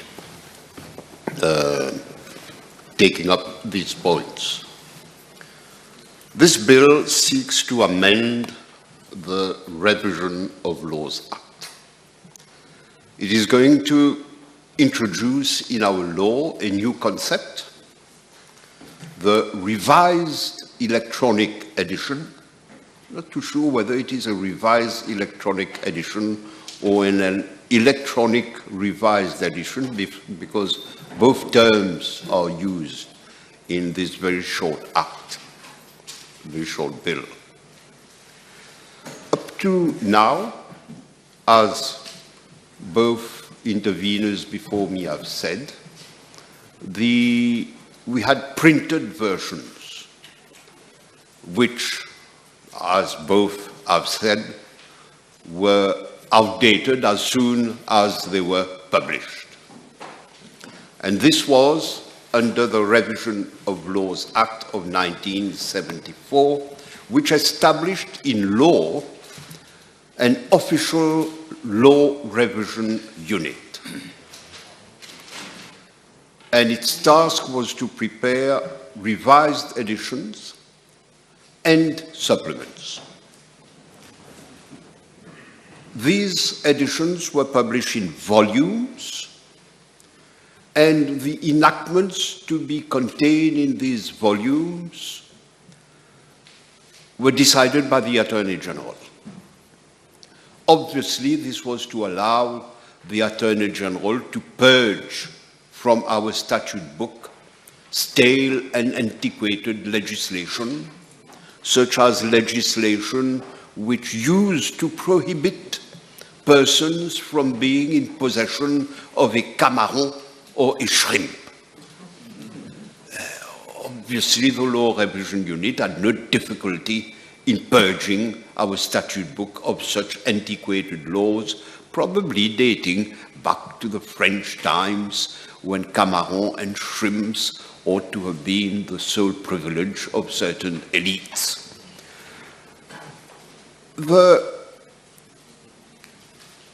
In 2011, the legislator, the Attorney General, sought to cure the problem of outdating by introducing the notion of supplements, which cost a fair amount of money to buy and to put in your volumes. But these supplements were equally outdated by the time you purchase them. So, there are two problems. First of all, as pointed out by Honourable Utim, the ordinary citizen cannot afford to buy these printed copies. Secondly, he has no access to the National Assembly Library or to the Supreme Court Library, so that he has to turn to lawyers and pay them. Perhaps it's more costly to pay lawyers than to buy these books in the first instance, but he has to turn to lawyers in order to know what the law contains. This is why, and the Attorney General has alluded to this, the Supreme Court and the Attorney General have separately published their own versions of legislations in force in Mauritius. But these are unofficial versions, so that finally, when there are problems such as in the Azan case alluded to by Honourable Utim, finally you have to go back to the Government Gazette, and we shall come to the situation of conflict between versions, which is indeed a very topical situation. Let me take two examples. The Optical Council Act and the Mauritius Emerging Technologies Act. They were passed on 30 June 2021. They are published on the website of the Supreme Court, but they do not appear on the website of the Attorney General's office. Were they removed on purpose, or was it an accident by the Law Revision Unit? We hope that with the new setup, all these little but very important omissions will be cured. There is the problem of the cut-off date. This will change now, because now, as soon as legislation is passed, well, we hope, the state of our law will be available to all the world and in real time and free of charge. But there are certain dangers, because with haste comes errors, so that the Law Revision Unit will have to be extremely careful that in trying to update as fast as possible, no errors are committed. Now, there are three principles on which I'd like to dwell, Mr. Speaker. The first one is that no one can be heard to say that he ignored the law. Secondly, and both interveners have mentioned that, laws should be freely accessible, which they are not up to now. And thirdly, laws should be intelligible. In 1997, the Conseil constitutionnel made these remarks, which are still very live for us. The first principle, if you want to be pompous, nemo sensetur ignorare legem. You can't ignore the law. There have been examples. There was that Mauritian citizen who had lived and worked a long time in Europe. He decided at retirement age to come back to Mauritius, and he transferred a fair amount of money from his bank in Europe to a bank in Mauritius. That was a perfectly normal and legal transaction. Then when he came to Mauritius, after a certain time, he was told that another bank could get him a better rate of interest. So what did he do? He went to his first bank. He withdrew, it was an account in euros. He withdrew about 1 million rupees in euro from his own bank account and transported that to the other bank, which was not very far away, and deposited it in a new account in order to get 0.25% interest more. The second bank reported this as a money laundering offense. And he said, but I did not know this could be a money laundering offense. This is my money. I can prove that it is clean. So why do you... it's an interpretation of the law. And he says, I did not know of that law and of that particular interpretation. Unfortunately, he was found guilty in the intermediate court. His conviction was confirmed in the Supreme Court, and he went to the Privy Council. The lordships of the Privy Council had considerable sympathy with the gentleman, but Their Lordship said, the law is the law, even if you ignored the existence of that law. The only thing we can do for you is to recommend that the punishment be the least possible. That is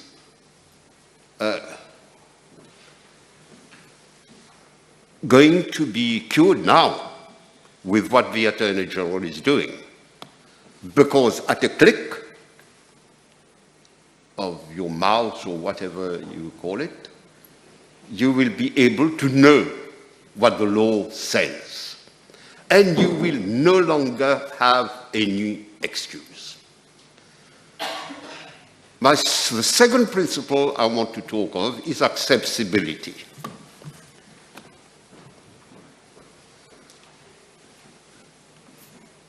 What has happened is that traditionally, in order to show that you knew the law, that the law had to be published in the Government Gazette.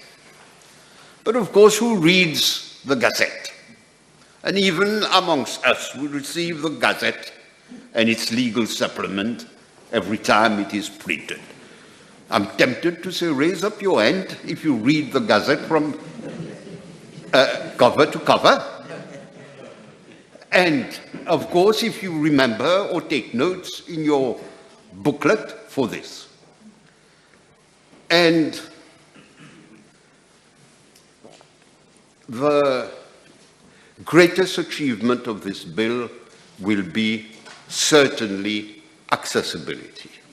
The Attorney General has talked at some length with the history of the legislation. I would like to put in my personal notes, if only to be on the record on that matter. I shall start with Lane, Sir Charlton Lane, who was commissioned to write the Lane edition, and which by the time it was printed was already out of date. He was the Chief Justice of Mauritius. His task was huge. Legal provisions were scattered everywhere, and he had to identify which laws were in force. And he put all this in several volumes, which still exist.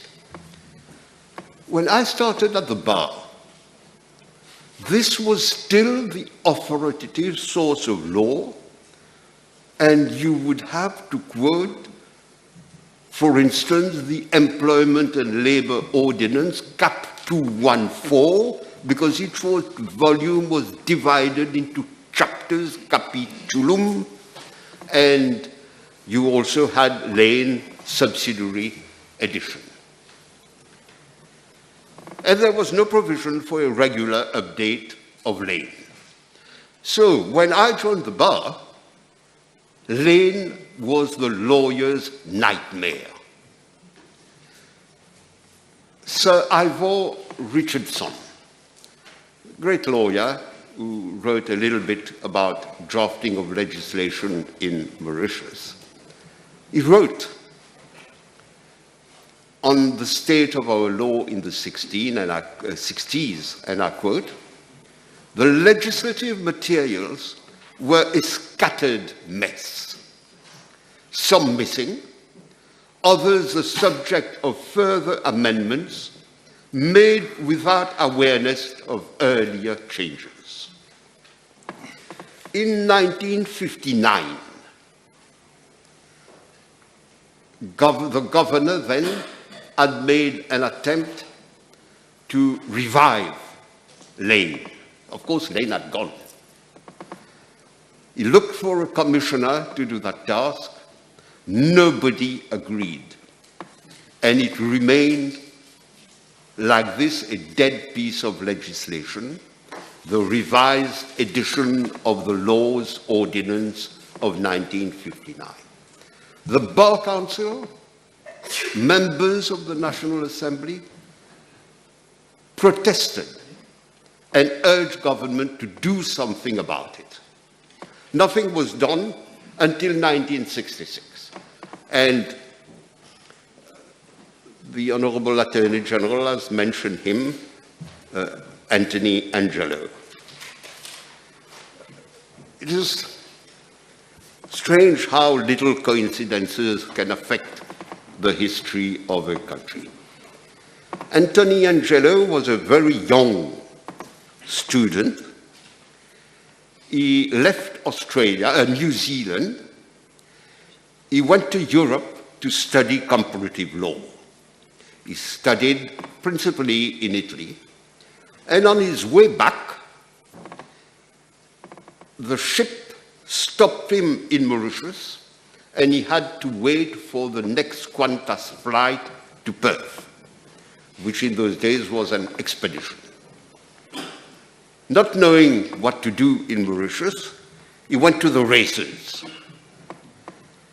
And on going to the races, he met Mr. Edwin Vanchard, who was a passionate member of the Turf Club, as it was called then. Angelo started talking to him. Angelo had studied languages and had studied law, and he was a good ballet dancer. He was member of the National Ballet of New Zealand. So conversations were extremely interesting with such a man, and Vanchard took a liking to him. And he started, Angelo, studying our system of law, which is, of course, the epitome of comparative law, French, English, and Indian law. And Vanchard told him about the parlous state of our legislation. We owe a lot to Angelo. With the support of Paul N., who was then Attorney General. I'm saying all this in order that these names be on record. A law revision unit was set up, and it trained junior officials, not necessarily lawyers, and it trained them in legal drafting. Among them, there were André Pompon, who ended his career as the clerk of this assembly, and there was a young clerk who finally became the Chief Justice of Mauritius, K.P. Matadine. When I came back to Mauritius and in 1978, I was fortunate to join the State Law Office, and I was assigned junior menial tasks in that law revision unit. And Matadine was also a lawyer by that time. He had taken charge because he knew the work, and Vanchard and Angelo were the leaders in that unit. The purpose of that unit, in the words of Paul N., was to get rid of a mass of cumbrous and obsolete legislation, which still existed in our statute book. And so, in 1972, or was it 71, this unofficial consolidated version of the laws of Mauritius was published, setting out the laws in force in Mauritius as at 31 December 71. It contained, and still contains, a preface under the signature of Paul N., then Attorney General.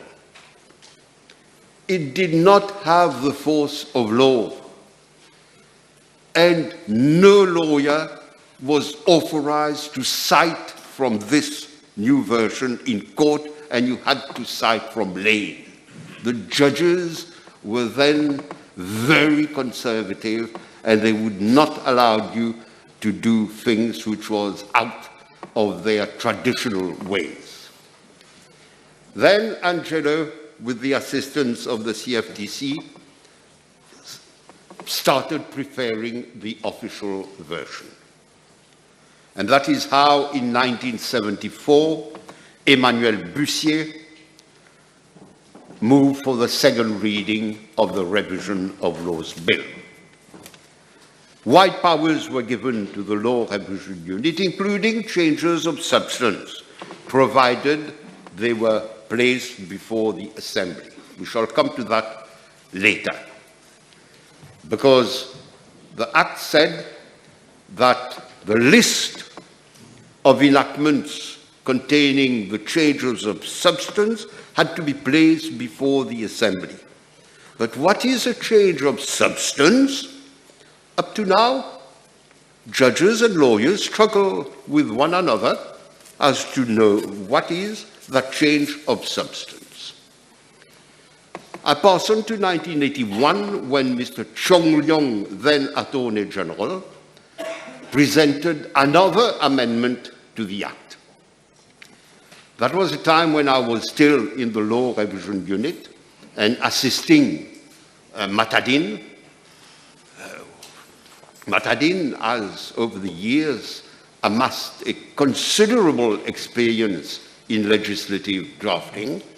I'm sure his talents could be put to better use than what they are being used to today. Let me come to principle number 3. The law must be intelligible. There are still a number of texts to be corrected. I went through the Medical Council Act a few weeks ago. There are sections which are just unintelligible. You look at the New York Convention Act, which says that an award which is made in English or French language shall be deemed to have been made in an official language of Mauritius. And yet, there is no such thing as an official language in Mauritius. The only reference to language in our constitution is for the use of English in this House and alternatively French. The revision of laws will be able to correct it.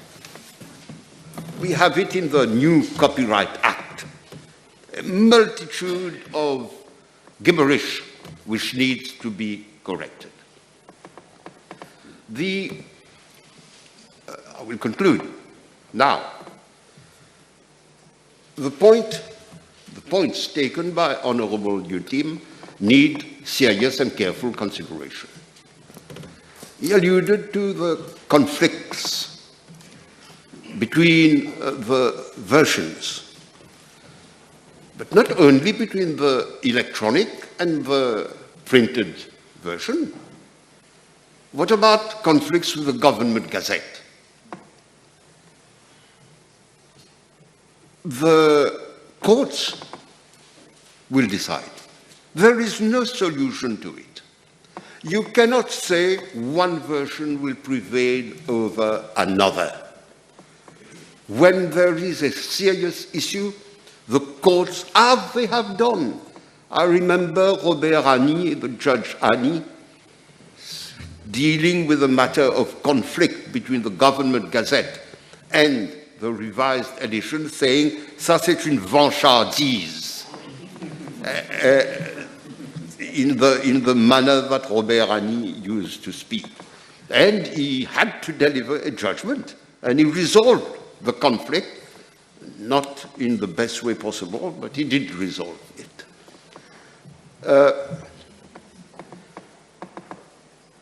The possibilities of downloading and printing, yes. I don't think we need to insert a provision in the law for this. The Attorney General will give suitable directives as to how to download this new company, I don't know what it is, Legis Pro, will find ways and means, I'm sure they must be very clever at doing this, to allow downloading. It is very important that we be allowed to make a copy of a part of a text in order to put it in a submission, in a work, or any other paper we are preparing, or in fact to copy the whole of this act. So I'm sure the Attorney General will take care of this without having to make an amendment to the law. We should not underestimate the magnitude of the task. I'm happy to note that it is what appears to be a reputable company which will do the software, but doing the software is not the end of the world. One has got to operate it, and that is where the devil will be, because that is where omissions will be made through inattention and through carelessness. So we will have to be careful that the structure of the law revision unit is such that it does meet the requirements of the law. The law, and the problem is that with that new system, you won't have time to proofread, correct, alter, see the commas and the punctuation. And that will be the challenge. The members of the unit, I think members of the parquet, the Attorney General, must organize for some form of formal training in legislative drafting. New Zealand is probably the best in the world in legislative drafting. If we have adequate trainers, then we can avoid a lot of problems with our legislation. Mr. Speaker, I'm sorry if I abused of the time of the House, but there are certain matters which I wanted to place on record, and I'm thankful to the Attorney General for that great opportunity that he provides to the country in the matter of our democratic institutions. Thank you, Mr. Speaker.